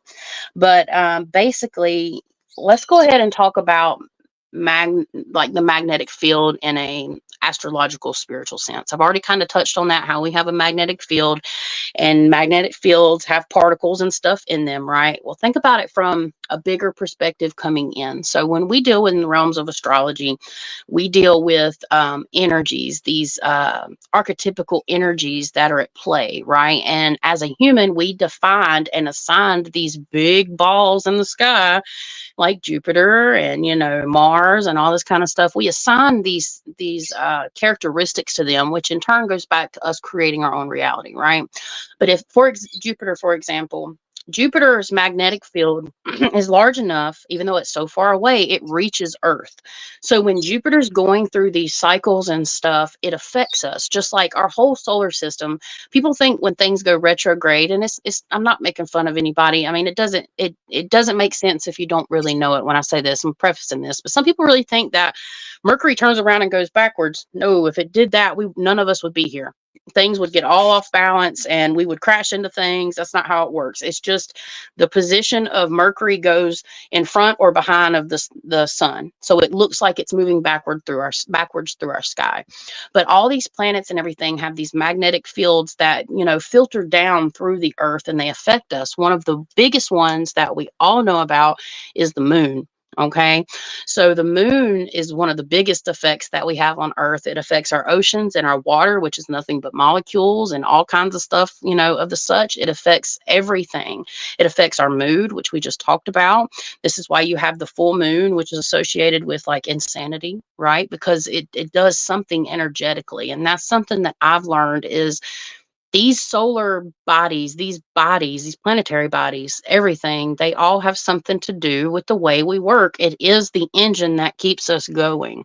So magnetic fields can affect us. Other people's magnetic fields can affect us. And, you can go as far as like the living and the dead or the passed over or even darker things. So really, I'm trying to see if there's anything else I want to read. I have a question about magnetic fields. Sometimes Sure. are people's magnetic fields stronger and that's why they affect like lights, or they're healers, like, they have the energy coming out of their hands. Is that Yeah. something that has something to do with their energetic field, right? Like Yeah. for instance, like mediums probably have a stronger magnetic field than people that aren't mediums, right? Because I mean that would make sense. We have to Yeah. have that energy. Yeah. And it's all about vibration.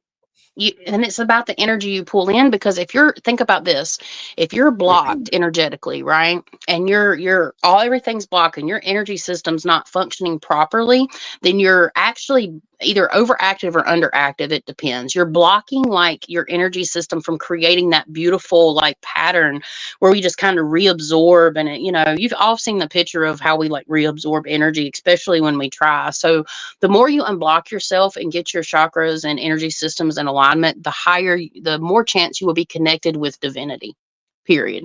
And it's something that we have to work on. It's not going to be fixed overnight. Are there some great people that can help us? Absolutely. But the one thing that I noticed from my Reiki clearing was the subtle difference in my thoughts. Sometimes it can come in very subtly. Sometimes it's a profound shift.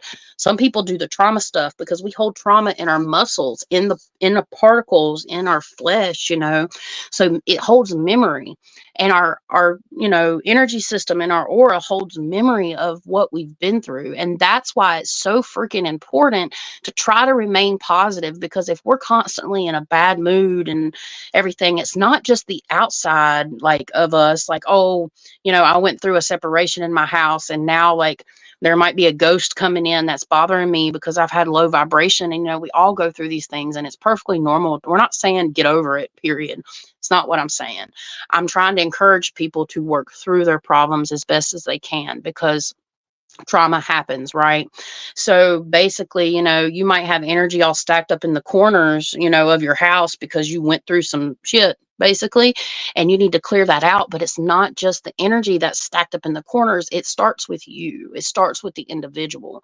So when I deal with a client's case, we generally start from the outside and work our way in, because we can't possibly try to help somebody heal from a distance without, releasing the energy around them. And then that helps them kind of release. So it gives them more space to release that muck, that nasty, mucky energy.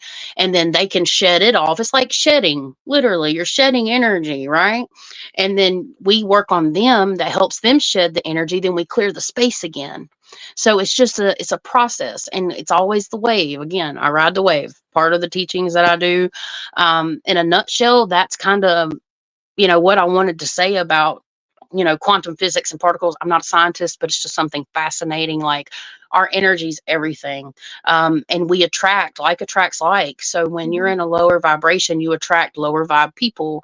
Yep. Is that always the case? No, you'll attract good people. There's good people that will come around and put up with your crap, right?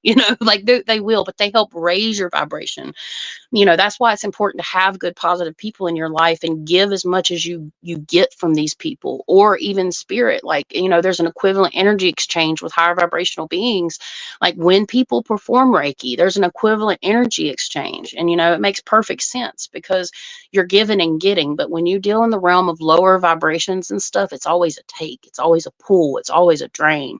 And you can protect yourself by building up your vibration. And we talk about that all the time. But the cool thing is like, can we sit around and say this is absolute fact? Absolutely not. But this is just one way that I've used to try to explain how our energy field and stuff works and how we attract things to us, just like our abundance.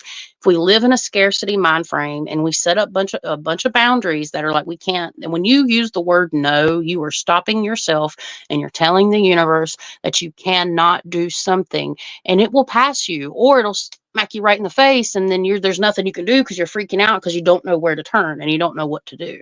That's why everything that we've explained, even though we're not masters at this, right, it's still something that me and Rochelle understand enough to be able to work with our lives. We're not perfect. Nobody's perfect. You can't do this all the time, but it is important to clear out your chakras and your energy field.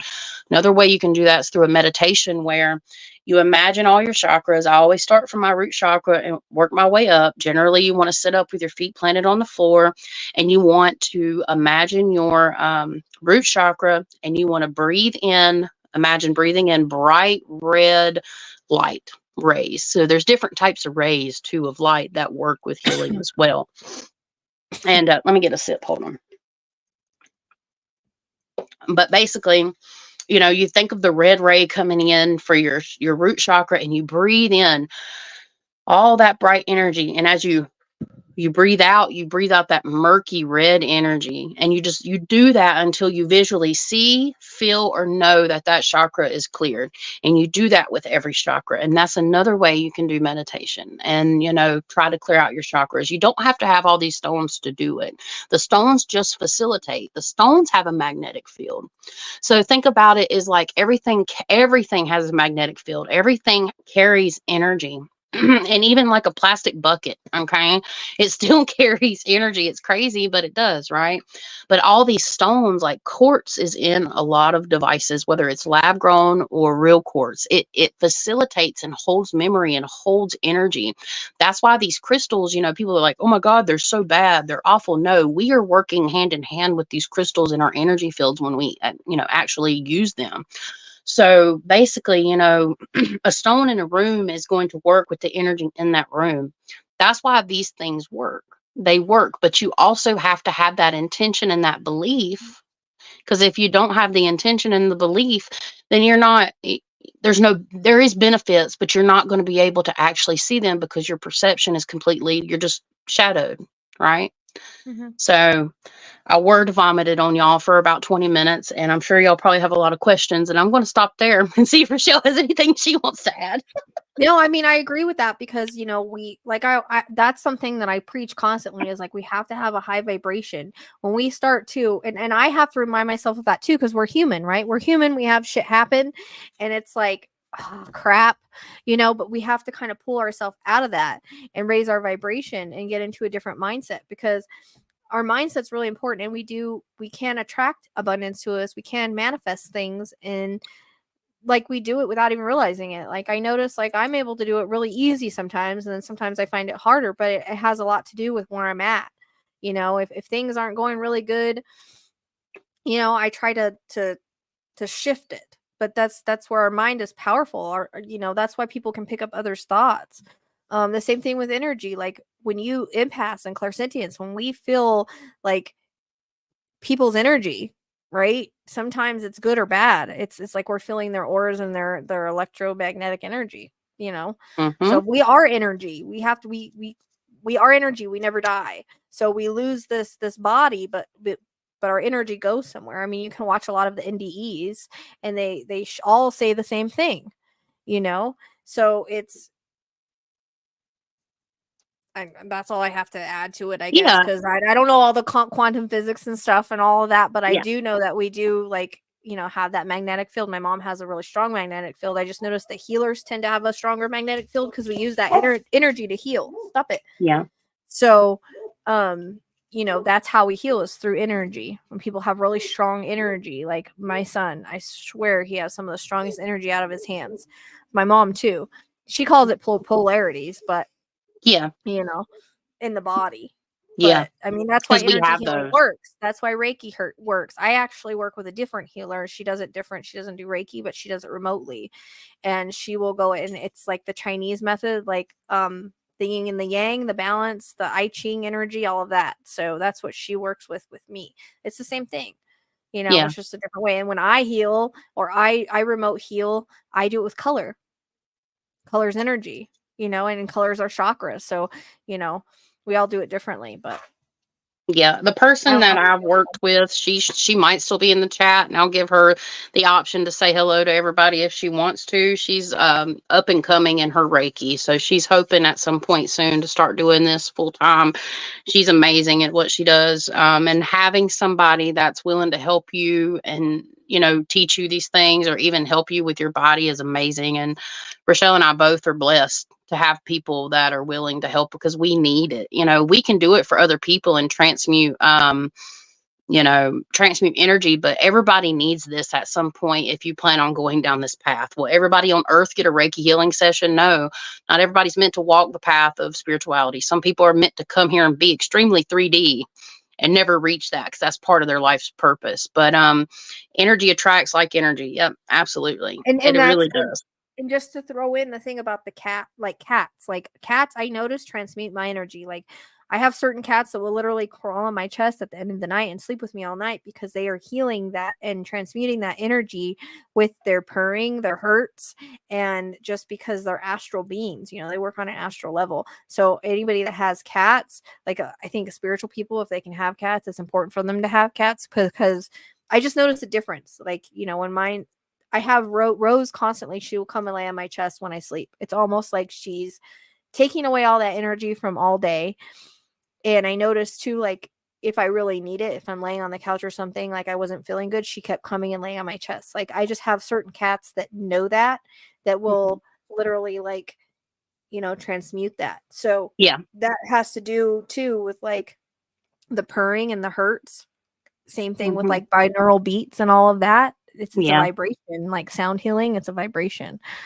So yeah, and Connie's the person I'm talking about. I was letting her make her appearance. I wasn't sure if she was ready yet or not, but she'll be. She's up top there with the little. I can't never do a heart. Oh, I did it! Oh my gosh, I did it! I did it after 15 tries. Look, I'm sorry, I'm a nerd, but yeah, that's Connie. She wanted to say hello, but she's helped me out a whole lot. And cats and dogs and all kinds of things transmute energy. Nature has a beautiful way because, see, the thing is, a lot of things in nature, when you think of like another way to think about like the entanglement and stuff like that, is when you think about mushrooms and you think about the mycelium that grows underground and how it communicates with the trees and all that kind of stuff. And nature just does its thing on its own. It's beautiful. And we all have. I wanted to say too, just real quick for my thought, because we were talking about the shedding. A lot of times healers or the snake will actually, be for healers because they're shedding energy, or people that have had trauma because it's a shedding of energy. It's healing. That's why they use it in symbolism for medical practices as the serpent, the healing, the shedding of the skin. So snakes and the kundalini. So I just want to throw that symbolism out there. Yeah, and then the asteroid Hygeia is the healing asteroid. So it's got the same symbolism. So you see that a lot of places, and we've been taught to be fearful of the snake because of the biblical references of it. I'm rattlesnakes, but not any other snake. Right. Stay over there. You're fine. Just stay. Yeah, I mean, I'm not really scared of snakes. Like little ones, I'll hold if they're handled, like I can handle them. They're pets, but when they start getting really big, I'm like, you can keep that one over there, but it's beautiful, I used to be like really scared of them, and I started watching like Snake Discovery and stuff, and I'm like, Mhm. oh wow, the boas and stuff are cool. It's just like, and the rattlesnakes, I respect them, but it's just like, it's more about my animals. Like, I don't care if it's just me, but it's more about like, I don't Yeah. want them to fight because they do it out of fear and they don't know, you know. So, but are we gonna do questions now? Yep, because I got about 15 minutes before I Okay. have to Do you want to jet. answer this one? Yeah, let me see. I feel Everything like, has spirit. Everything has spirit. Everything has souls. Everything has spirit and souls. have That's you why they have already answered it? Because personality. I didn't get a chance to read it. No, I was Oh. answering Tracy's. I don't feel like snakes have souls. Everything does. Oh, okay. I feel like once I started trying to tap into my energy, everything started going downhill. I found out I had rectal cancer. I'm sorry to hear that. And then just 90 days ago, my brother passed away.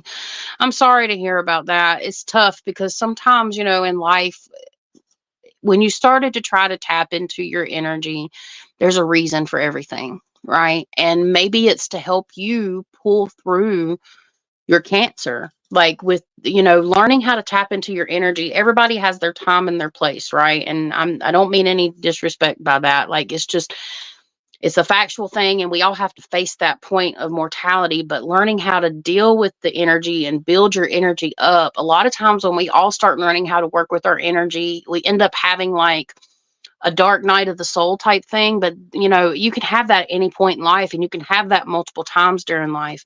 So basically, the best thing I can say is definitely keep on that journey. Fear attracts low vibration, and it's easy for me to sit on the other side of the screen and say that because I'm not feeling your shoes, and I totally understand that. Trust me, I do. But just remember, knowing that, like, your brother, he has passed, but he is in the light. Most spirits go to the light, and just tapping into your energy, I can kind of feel him starting to come in. And if I feel him come in from above and I start to see that in my head, I know they're in the light, right? I know we're not supposed to channel, but I can at least tell you that, like, he's okay. And it's if you've never went through this before, you're meant to go through this spiritual stuff now to help build up your energy. So no matter what happens next, you know that there's an afterlife. You know that you're going to be okay, whether you're for better or for worse. And I mean, Rochelle, I don't know if you have anything you want to add to that. Well, it all goes into soul contracts. We don't live here forever. That's just the way that it is. Everybody's going to have people pass in their life, whether it be their kids, their mom, their dad, their brother, their sister, it doesn't matter. They have that soul path, and it's all aligning with their blueprint, their astrology chart. Like, we all have our time and place. It's just a matter of when and where. And so the more that we kind of change our perspective into looking at it as we're going home, we're ending up on the other Yeah. side where we come from. We come here to play a role, and that's it. When our role is done, that's where we go. We go back to the other side, and you can watch a lot of NDEs that will help you. I've also posted links on my community page of other documentaries that are really good to watch. There's one I just posted about, I think, to like heaven. It talks about babies and how people knew they were going to have certain babies before they were born. um Also, like Tragedy by Design is really good. If you Life to the Afterlife series, if you want to learn what happens when you go to the other side, if you want to learn about soul contracts. So we do have that soul contracts, but once we start learning, so we have to understand, like, once we start tapping into that energy, sometimes things will get worse before they get better. That's a part of shedding all of that crap out of there. So sometimes you have a lot of trauma or whatever you need to shed first before you can get to a higher place. And once you start working with your chakras, and I think I'm getting like mushrooms for you too. So I would look into like the cancer healing mushrooms, but also working on your energy, all the stuff we're talking about with the chakra, because when we have those chakras out of balance, it can also cause physical things like cancer, heart disease, all of that. So if we're working on our energy systems along with whatever you're doing, that can also help. But trying to look at it from a perspective of we're all here, we play a role. When that role's over, we go to the other side. It does help our grief because we know they're okay and we're going to see them one day eventually. Like, there is no like they leave us, because they don't leave us. You know what I mean? They're always there. It's just they're at a higher vibration, so they just go home where we all come from. It's like, we're always going back and forth. And like I said, you can watch a lot of NDEs and stuff to kind of learn and understand that. because I like watching the indies, and I think Chastity said we might even bring that on our channel because it does show the afterlife. It does show what happens when we go to the other side. We all go there. Let's just face it. We're not gonna live 100 years. A lot of us. And it's So still pain. I'm It not going to be. hurts. We don't know. It does hurt. I'm not displacing your grief. I'm just saying when we come to a place where we kind of understand Yeah. that we're all going to end up there eventually, it kind of does help, and that we know that our loved ones are okay, and we kind of understand the other side and soul contracts and all that. Like, it does help us understand. Like, when Yeah. we're stuck in that 3D mentality, the grief gets harder. So also working on Yeah. your heart chakra would be really good too, because when people go through grief, they tend to have a block in their heart chakra. So going through that as well. So things might get a little worse energetically before they get better. But Yeah. again, Reiki would be really good for you, finding a Reiki healer, finding an energetic healer, because you probably have stuck energy, and that's where the cancer comes from. But also we're talking about like cell memory and things like that, like trauma can also cause that kind of thing. Sometimes it's in our chart. That's something that we're supposed to have to go through. Sometimes it's in our blueprint. We have to go through it. And sometimes we have that cell memory from past lives as well that we carry with us. Like, if you guys notice that they'll have people that have like, scars in certain spots, or a knee pain, like got shot in the knee, they got stabbed in the shoulder. Like, we carry that with us too. And sometimes also cancer is related to emotional things too. So Yeah. sometimes our physical is related to our spiritual and our emotional health as well. It's all interconnected. So Yeah. I also went on a rant, but That's okay. It's important though, because I'm sure it could help answer some other people's questions. That was a layered, a bunch of layers there. and if you But can get yeah. a reading from anybody, I'm not just throwing myself out there, whoever you trust, whenever you're ready, whenever you feel like your grief, because grief is a blocker. So you have to get to a point where you're not grieving so hard. I did it right away. It helped me right away, but everybody's different in their journey. Some people can't do it right away. Whenever you Yeah. feel like you're comfortable, seek out somebody that you trust to give you a reading. It does help. That is, I've noticed that is the start of people's healing. As long as they know that their loved one is okay and they get that validation, it does help. So regardless of if it's me or someone else, like, I'm not throwing my services out there. I'm just saying it does help regardless of where you get a reading from. Yeah. It will shift your perspective, as long as it's a good one, as long as it's somebody good, because there are ones out there that aren't that good. So make sure that you vet, whoever you're going to get a reading from, and that they're, they've been doing this for a while. They know what they're doing, because some people shouldn't do it. So I'm Right. just saying there's good and bad in everything. So, Because make it's sure an you gotta, equivalent energy exchange. yeah, So and if you you got get to it make from sure that somebody, that's yeah. you got to make sure that there's that energy vibe too, because the energy match is important too. So if you're not vibing with someone, don't get a reading from them. Make sure that your energy match is important, because the better you energy match with someone when you get a reading, the more powerful your reading will be. Luckily, Absolutely. all of my clients I've energy matched with, besides a few. So, it'll take time, but like I said, once and we take time to grieve. We're always going to grieve. It's like we learn how to live with those scars of grief, right?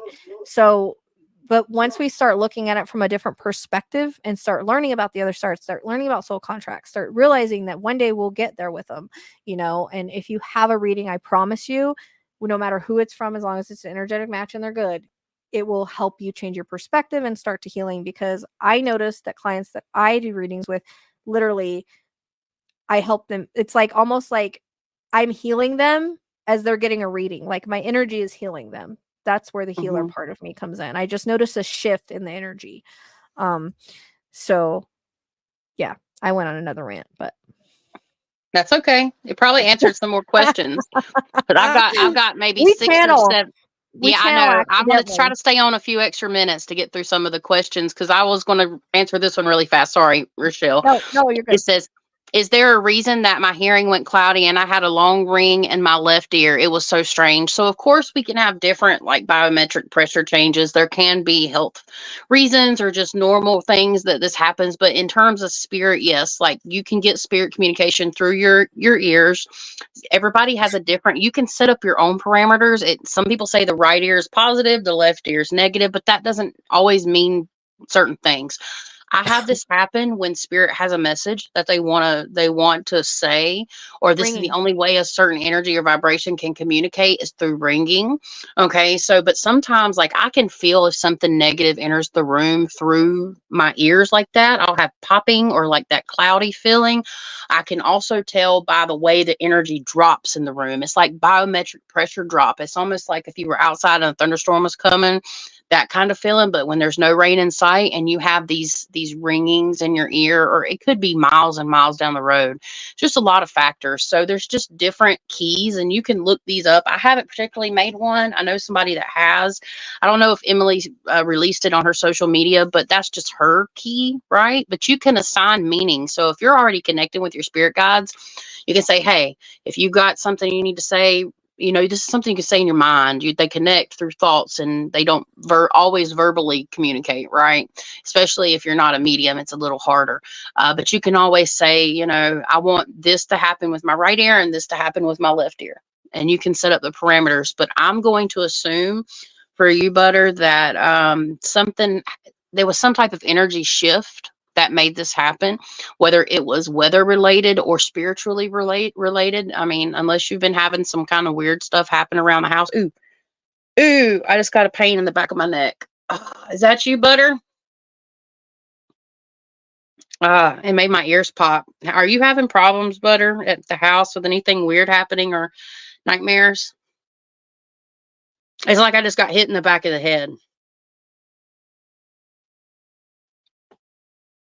And we'll come back because you don't know. I was gonna say I'm kind of feeling the same thing too. I was muted. It's kind of coming from like the middle up through the head, just the spine. Yeah, it's like right here where my spine connects to my skull. I didn't get hit, but mine's more achy. Yeah. Okay. So, Butter, the bad thoughts might be coming from a negative energy that is around you specifically, but negative energy doesn't have to mess with your thoughts. It has a lot to do with trauma. Okay. And then I'm giving you a lot in a nutshell here. You might want to go listen to my podcast, the Lights at Midnight podcast. You can listen to the whole first season. I'm not saying do that. I'm just saying to learn about the stuff, because this is something that can go pretty deep. But you can watch and listen to the Lights at Midnight podcast on YouTube. Or the whole first season isn't videoed like this. The second season is, but the first video has stuff about first season has stuff about spiritual protection in it. Also on my channel, I have like a 28-minute video that talks about spiritual protection. You may want to take some of the advice that we've given here tonight and help get some of these blockages removed, because what trauma does, like having this in the back of my neck and the back of my head, is kind of worrisome. That means you're being bogged down by your thoughts and the feelings and the emotions of something that happened to you. And I'm not going to put it out there. I'm not going to say what I'm feeling because it's your business. You haven't gave me permission to, but there's something going on with your thoughts. There's a disconnect between that and your energy. So it could be attracting. I don't know how long you've been here, Butter, but we've talked about this tonight too, and it's making me really dizzy. So what I'm going to have to do is knock this energy off of me. But yeah, if you want some suggestions, you can contact me at the luminary lunabeams@gmail.com, and I'll send you some links to these videos. And depending on what's going on, if I feel like I need to take that further, because the fact that I just got hit in the back of the head like I did, it's a little more pissed off at me, Rochelle, probably because I do this type of work. I got achy, and usually achy. Yeah, it's in my shoulder and my back too. Yeah, I got it in the middle of my back up my neck, but mine's like an achy. I notice I feel achy with sometimes heavy energy, negative energy. I feel it differently. I didn't get hit, but I feel that achiness. I call it like a fibro flare. That's what it reminds me of. Right. It makes me feel achy. Yeah, Butter, I have a lot of information over on both of my channels, but I've put a lot of my paranormal work into my podcast that I host with Emily, the Fine Art Medium. So that's a lot of my work there. My Luminary Luna Beams channel, I'm starting to do more on, obviously, because I'm on it now. It's just something I put on the back burner while I got Lights at Midnight up and running. But there's a lot of answers to some things, and you might be able to relate. Just kind of start checking out some of that content and see if any of it resonates with you. And then we'll go from there, because I always advocate for paranormal stuff. Like I really need people to understand, like we can help people with that, but you have to put in the work too. You have to research, learn, I'm not going to 100% say it's paranormal, but the way that it hit me, if something's not right. So you probably have something talking to you, which makes you claircognizant. And some of these bad thoughts, the one thing I'm going to leave you with is telling the difference between your own thoughts versus intrusive thoughts versus divine whispers. Your own thoughts are normal. You can be having a normal day. You're happy. Everything's fine. Then you get hit with like this intrusive thought, which can be of our own thoughts, right? But it also can be outside energetic interferences. Okay.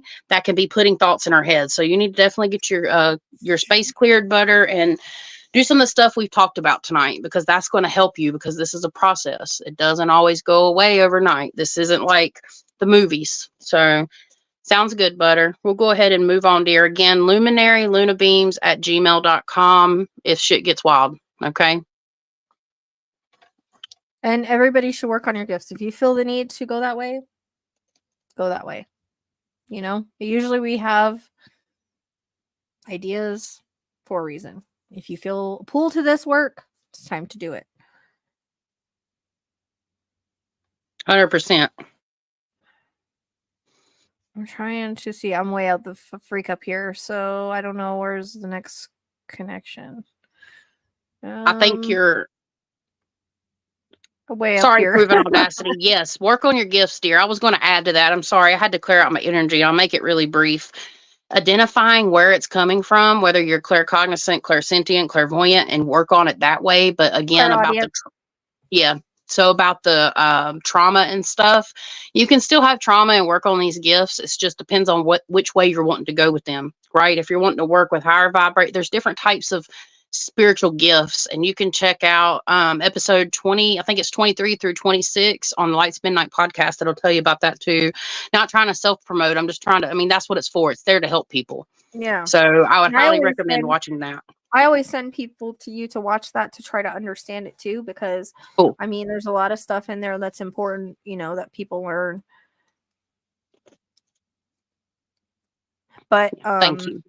And like for me, for instance, like I have a kill or be killed degree in my chart around my Saturn return, but it wasn't really necessarily, as long as I honor that, like through the work that I do through true crime, but it was also my death and rebirth, like the death of my husband caused the rebirth and to get me into this work. So that's how, so mine was through trauma. That's where I'm getting at. Like so basically I healed my own trauma while I healed others' traumas. Same. And learn like this work. So sometimes you do, I mean, you're not gonna clear all your trauma, you know, but you will heal your trauma through this work. That's the best way I could say it. I did. Yeah. Anyway, I mean, we're all different, but yeah, it happens differently for everyone, but I can relate to that, Rochelle, because I had really nobody to teach me. I had to figure it out for myself, and that's why I do this for other people now. No one needs a girlfriend. No one needs a boyfriend. We have to find love within ourselves. That's the way that it works. And I know that, you know, for that comment in there, people come when they're supposed to come, plain and simple, but you've got to be at the right energetic level to attract that. Right. And it's everybody has their time and their place. I don't do love readings. I'll do synastry stuff for couples. I don't like it, but you know, it's just not my thing. The same information. Like, it's going to happen when it's going to happen. Yeah. I'm just not very good at them. And it creates things, but I will do synastry readings for couples and astrology, but that's as far as I go with love readings. There's tons of people that will do it. Like there's tons of mediums or psychics rather that will do it, but I can't, I'm just not very good at it. I don't think. It's usually in divine timing. It's always usually in our chart for all of that anyways. You know, our vibration's got to be at the right place to attract it.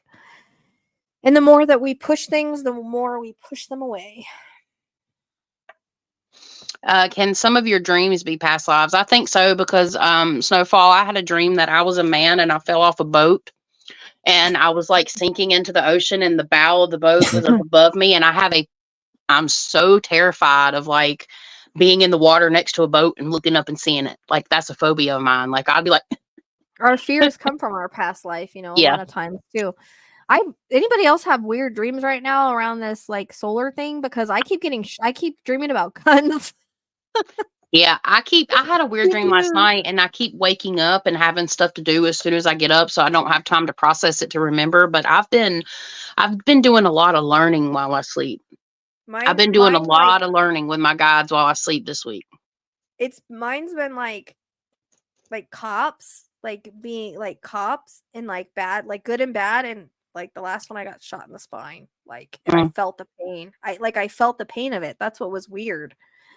So It's I don't know almost like anybody else. cases you're gonna work or developments in the cases that you have Yeah. worked. And you know, one I like saved this kid and I shot the guy that had him, but it was like then I tried to hide the crime. Yeah. It was bad. Like it's all involving like that kind of stuff. I'm just like, is anybody else having weird ass dreams? Like I could literally feel that pain in my spine and then I woke up. It's the weirdest thing ever. Yeah. I don't know. Just weird. Like I usually sometimes have weird dreams, but just not usually. They're not usually violent like that. So it's kind of weird. Just wonder if anybody else is having that thing going on. And I don't know, maybe because the solar is in Aries, why I'm dreaming that kind of stuff. I don't. It's kind of weird. Yeah. And I'm seeing proven audacity. You said you're around 50. That's the time. This right now is so powerful for you, proving audacity, because at 50 years old, we go through our Chiron return. A Chiron return is like a Saturn return. It happens every 25 years. That's all about healing wounds. So I was right gonna say now, the wounded solar, healer. I know yep, that. I've yep, learned that. yeah. I'm learning. Like I today I was so excited because I was like, I know what the descendant line and the ascendant line is now in a chart. Like I'm learning backwards, but I'm learning it. But I do That's know what okay. Chiron is. And Yeah. Chiron is actually there's something. Isn't Chiron like? Isn't the solar eclipse like passing through Chiron or something? It's conjunct. So that means It's it's right conjunct. over top Yeah. of each other. Okay, I thought so. Yeah, conjunction, it means it's right there, which makes the energy super powerful. So Yeah. you have the sun and the moon and Chiron and even the north nodes kind of off over there somewhere. So right now, proven audacity, wherever the solar eclipse is taking 19 degrees of Aries, wherever 19 degrees of Aries is on your wheel, proving audacity, that's what you need to heal. This sets you up for the next 25 years of your life. So I'm not putting any pressure on you. I'm just saying it's time to heal and let go. So the things around trauma, in whatever house that falls in, proving audacity, if you want, I'm going to try to go live Sunday night, and I'll be looking in the houses that it'll affect people in. So I normally only have about 10 to 20 people that show up anyway. So I'll be able to try to get to everybody that tunes in, as long as I'm not sick with the stomach bug, because I'm just waiting for that to come. Pray to God it don't happen, but I hope to be doing that, and I will let people know what house it's falling in. Like So I did all these notes for like Sebastian today. I hope I can read them and do this right. But he's got Chiron in his north node and like 17 degrees. So we were thinking that it could be possible that he could be found around the eclipse. yeah, that's good. There's several people He's like saying at they the think end he's of the getting ready. matter. The end Yeah. of the matter. Well, now they're checking the water finally. So That's great. And now I have a question about birthmark, past life marks, and why would one disappear? Well, we could have. Okay, so theoretically, the first thing that come to mind, I don't know. Like personally, myself, I don't know. So I'm going to reach up and grab here. If it heals, of course, it could be something physiologically. But if it heals, we also could mean that we've healed that past wound where we came back into this life. And this is what Spirit's saying. We came back into this life to heal our past traumas and our past wounds and our past karma. Now that that part of you has healed, maybe it went away. That would be an intuitive response to that. But yeah, birthmarks from past lives, it said like where you have a birthmark that might have been the way you passed away. Well, my birthmark is like a little mole on my ear, so I don't know what the hell I did to somebody, but got a mole on my ear. So anyways, Rochelle, you have helped me a lot, said Debs. I'm ready for healing. I agree with the frequencies, Chas. Let's see. Thank you for subbing, Butter. Someone that I gave Reiki to last week called me afterwards, said their whole body was buzzing and wanted to know if that was normal. Yes, it's absolutely normal. You can feel tired, you can feel buzzing, you can feel soreness after a Reiki session. That you buzzing is, gotta drink a lot of water and rest. You drink a lot of water and rest. That's what I'm always told after my healing things is you gotta drink a lot of water to flush it out and rest, Yeah. which I never drink a lot of water, but yeah. Yeah, I'm constantly drinking something, and I try to incorporate water enough in my day. But if y'all notice, I constantly am like, used to be beer when I was younger, but now it's not. Now it's And energy drinks. yeah, I cut those out too, girl. You should be proud of me because my heart was Well, acting yeah, kind of but no, funny. these are I showed you the ingredients, not in Celsius, but the other one. I showed you the Yeah, the ingredients. They're Celsius all about took natural. me out.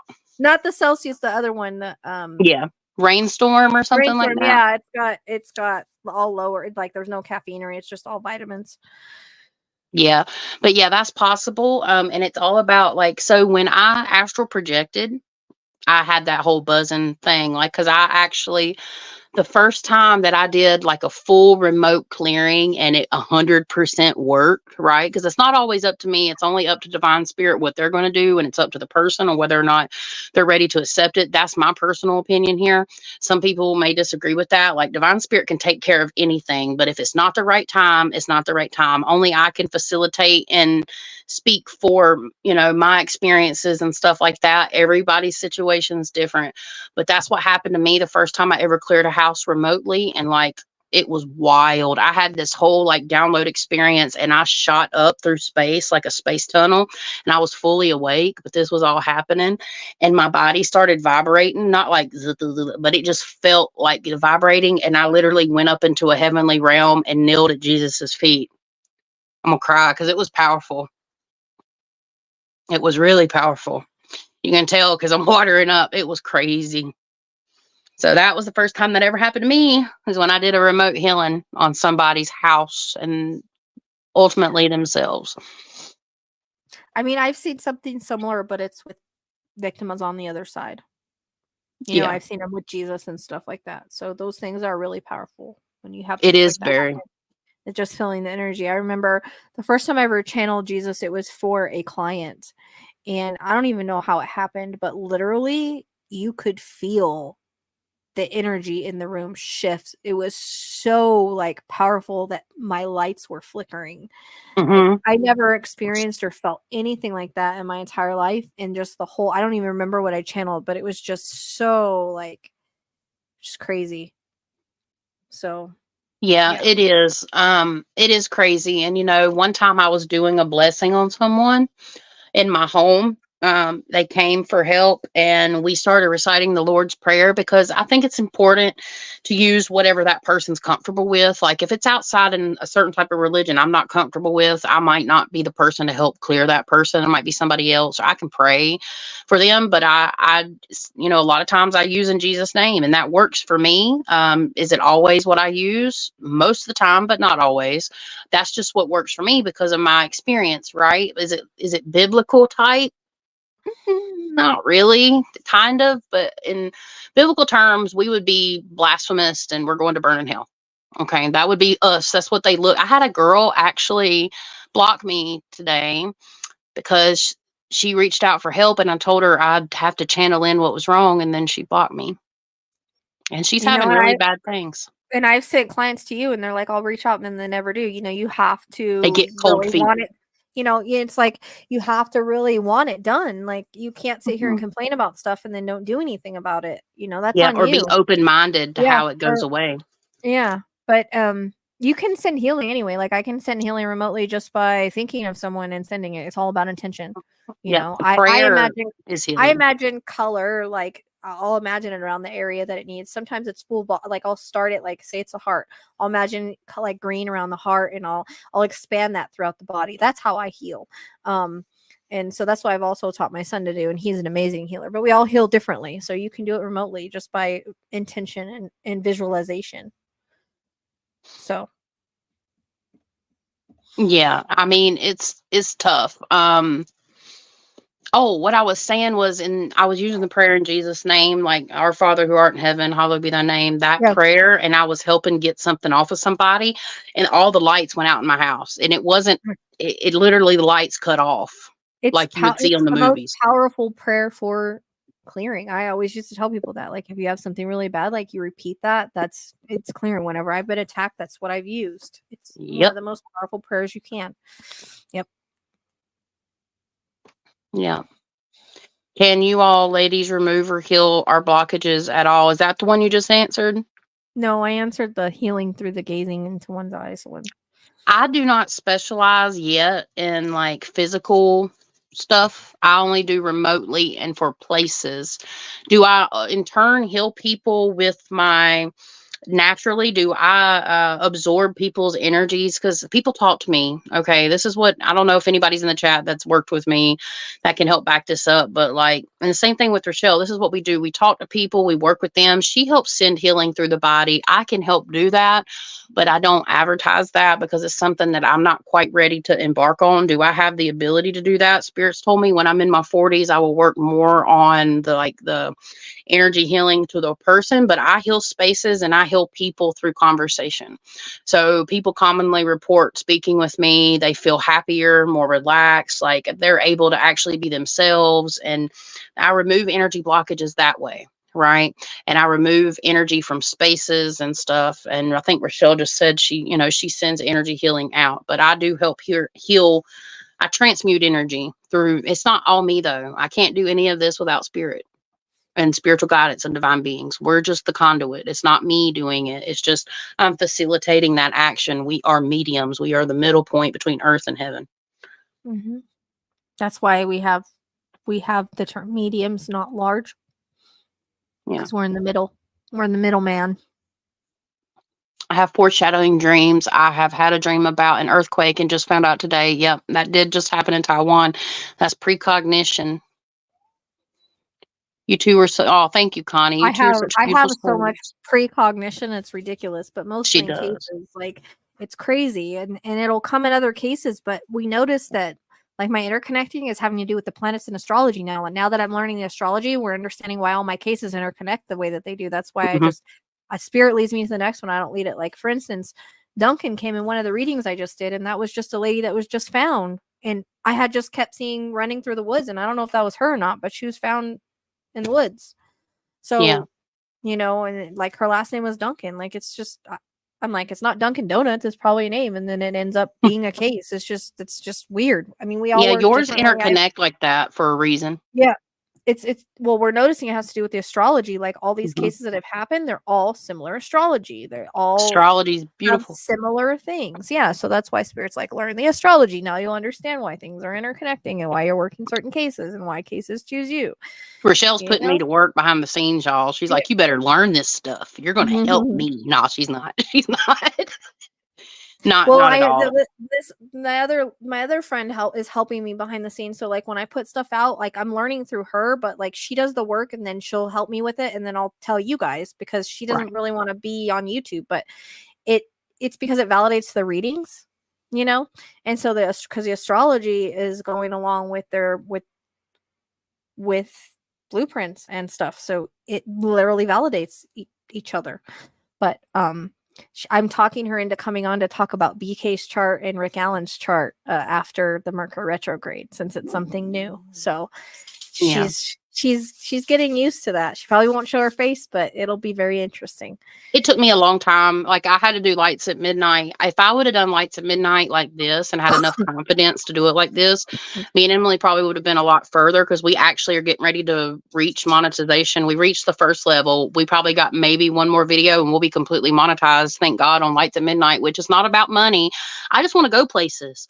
I just want to take that money and like go out and film. That's all I really want. It's not about the money to me. It's nice. Of course, people want comfort and want to live. This is my full-time job, but it's just fascinating. It's like finally, because we've been working towards this to build a bigger, better future and to build more content. So it's finally here. Yay. Now I got to do it for Luminary. That's when things are really going to change. Hopefully. Takes a lot of work though. And again, thank you, Connie. Yeah. And we need you too, girl. We need you. Because she's helped me so much, but energy healing, the main thing I wanted to say about her comment was that everybody has access to this divine energy, and she's absolutely right. There's no it's not just exclusive to me and Rochelle. It's for everybody. You perceive it in a different way, which leads to Tracy's comment. When I was early on in my awakening, I used to feel the most tiniest vibrations. I always felt like I had a constant electrical charge going through me. And that's the thing. As you're doing this, it feels small and it gets bigger and bigger and bigger and bigger. And yeah, so and Lisa says thank you. Hello, Bethany. Hey, Veronique. We're done, unfortunately, lady. It is 4:45 a.m. So she's across the pond with a couple other people, I believe, like Proven Audacity. I know y'all probably hate us Americans saying across the pond, but yeah, she's across the pond. Do you We love use having violet people across the rays? pond. Yeah. I just honestly, I've learned about them briefly. These rays, do you use violet rays, ladies? I think it's important to use whatever color you're drawn to. I've Yeah. learned a little bit about the rays, but the things I've shared with you today so far is really all that I do. But one of the things Spirit told me when I first started on this journey, it's two things they told me. I say it almost every episode was perception, like the name of this show, and colors. Colors are some of the two most important things that you're going to have to learn about in the spirit, and Yep. keep doing it, Lisa Baker. That's awesome. It's one of the most high frequency vibration colors is that violet or indigo. And then you have white. And yeah. Well, I mean, I lost my train of thought.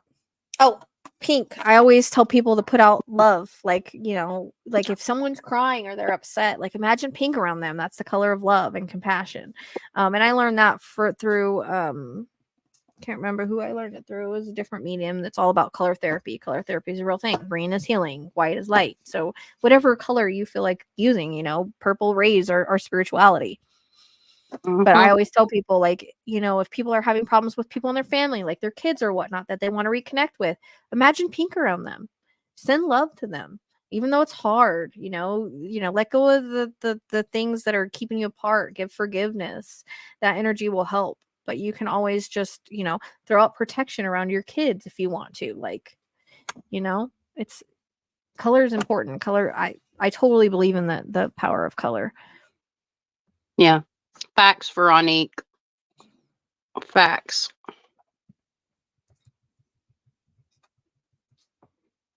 What are you doing? Dumb dog. Well, we have any more questions? What do you eat? Y'all are welcome. I'm happy to do it. Yeah, I'm supposed to be going live like 9 other times this month. Bless my heart. I'm going to try. I mean, as long as everybody's well and able and my back's not giving me a fit, which has been a little better here lately. Had to go through some sore days, but I made it. I'm here. And thank you, Rochelle, as always. Oh, yeah, of course. I hope you guys enjoyed it. I hope you guys learned a lot and you take a lot from it. Hopefully I can not screw up this astrology video that I'm going to do. But Ezekiel says hi. Yep. I've made certain people mods. Rochelle, how do I make people mods? Oh, here, never mind. I found it. You hold it down. You have to do it from YouTube. Oh, okay. You can't do it from on here. You have to hold if you go to your chat on YouTube and then hold down the person's name, it'll give you a list. Okay, Veronique, if you want to be a mod, go to one of my comments on one of my videos and comment, and I'll make you a mod. But yeah, thank you guys. And I guess that's it, isn't it? I think so. Buy that bus. Girl, I'm trying, Tracy. I got to get that tax money back. Now, the tax money has got to go to other things. But maybe one day I can take this sweet tax money and buy a bus. I don't know. Or maybe look, this is the year of career for me. So the power of the almighty rich. Yes. I don't know what is it for me? Do we know? We went over my chart. Do we remember? What means now? What is the year for me? Didn't we go over that? I don't know. I have to look at some other stuff. We're going to have to look into that when we do your astrology. Yeah. I know for a fact mine's because I'm a Cancer rising. So mine's all about career and building networks and friendships. We're trying to get her to come on here and do it so that she can show her skills off to all y'all so that she can get more astrology clients. So that's why I'm trying to get her to. I don't mind about my chart being out there. It's already out there with Ted, so I don't care. But, yes. Yeah. Barb says, I do, Chas. I don't know. Do you mean you have a bus? You have a cool bus? That's awesome. I think that's what you mean. You should get a bus and like paint it like with ghost and paranormal stuff all That over. would be dope. So It'd be my cool. big fat head in the moon, like. You know, manifest. Just say, "I am rich. I am rich. I am rich." I have to remind myself I need to start saying that too. There's like a manifesting guy that he like talks about the 888 method and always saying I'm rich, and I really need to like start implementing that stuff. So Yes. Yes. And y'all all are welcome. I'm seeing all your comments. Y'all are freaking fracking awesome. Every freaking week. We love y'all. And I am going to go check on my kids. all right.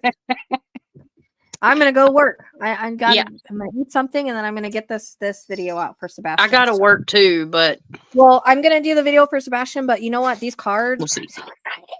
Cassie, you have these cards. Like, I don't even know like how I came across them. Like literally, you know, for my crime cards. Like they have like river, like lake, like cinema, bridge, like literally everything you could think of that would be any place. I'll have to put those on my Amazon wish list. It's pretty cool, like casino, swimming pool, airport, like anything that could be in an area. I'm so excited. And then there's another one that's like people cards, but like you know, like comedian or whatever, you know, like all kinds of people cards. So that'll give me more insight like on I'm just curious how accurate they're going to be, but I'm super excited. I just got them. That is awesome. I'll have to check them out. I'm going to put them on my wish list. I didn't even know they made them. I just like ran across them and I was like, oh, I need these for my crime card stuff. Shit, I should make them. I have blank cards. Well, I did, and I just for some reason I didn't feel like they're accurate. So, but I do mine different. Like I separate all mine. I don't know anybody else that does that, but I separate mine and do it that way because I feel like it. No, you're on the right track because I'm all about doing the whole separate. I've done that before myself. I think it's a claircognizant thing. We got to have it in compartments, you know. But yes. We like I always have to too. separate it. No one else does. No one else does the separation, but I totally. It works good for me. It work, you know. And I had somebody was like, "Oh, you know, you need to shuffle and do it." I don't want to shuffle on camera. Like that takes away, in my opinion, like sitting there watching me shuffle. It doesn't help the video at all. You know, I just like to do the way that I'm comfortable. So,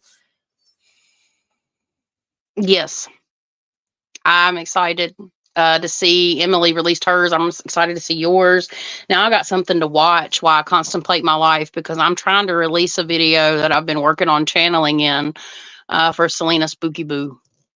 I'm going to do a reaction to Selena Spooky Boo because I want to know what's in her house. She's asking for help. So we're going to see what's going on with Selena Spooky Boo. She's really sweet if y'all don't know her on YouTube. All right, for realsies this time, I got to check on my babies, and we love you all. I'm going to hop off here. I don't know if Rochelle's going to hang on a little longer or not, but no, I'm going to go get this done because you know what? I am going to forget. I actually wanted to do Sebastian's chart before we came on here, so it was all fresh in my mind because I just talked about it, but I was like, oh, we don't have time, so hopefully I don't screw it up. All right, and sorry to hear that, Tracy. All right, guys, until next time, peace. See you guys next time. Where do that? I can't leave. I can't leave. Yeah, you can. You can remove yourself. I'm trying.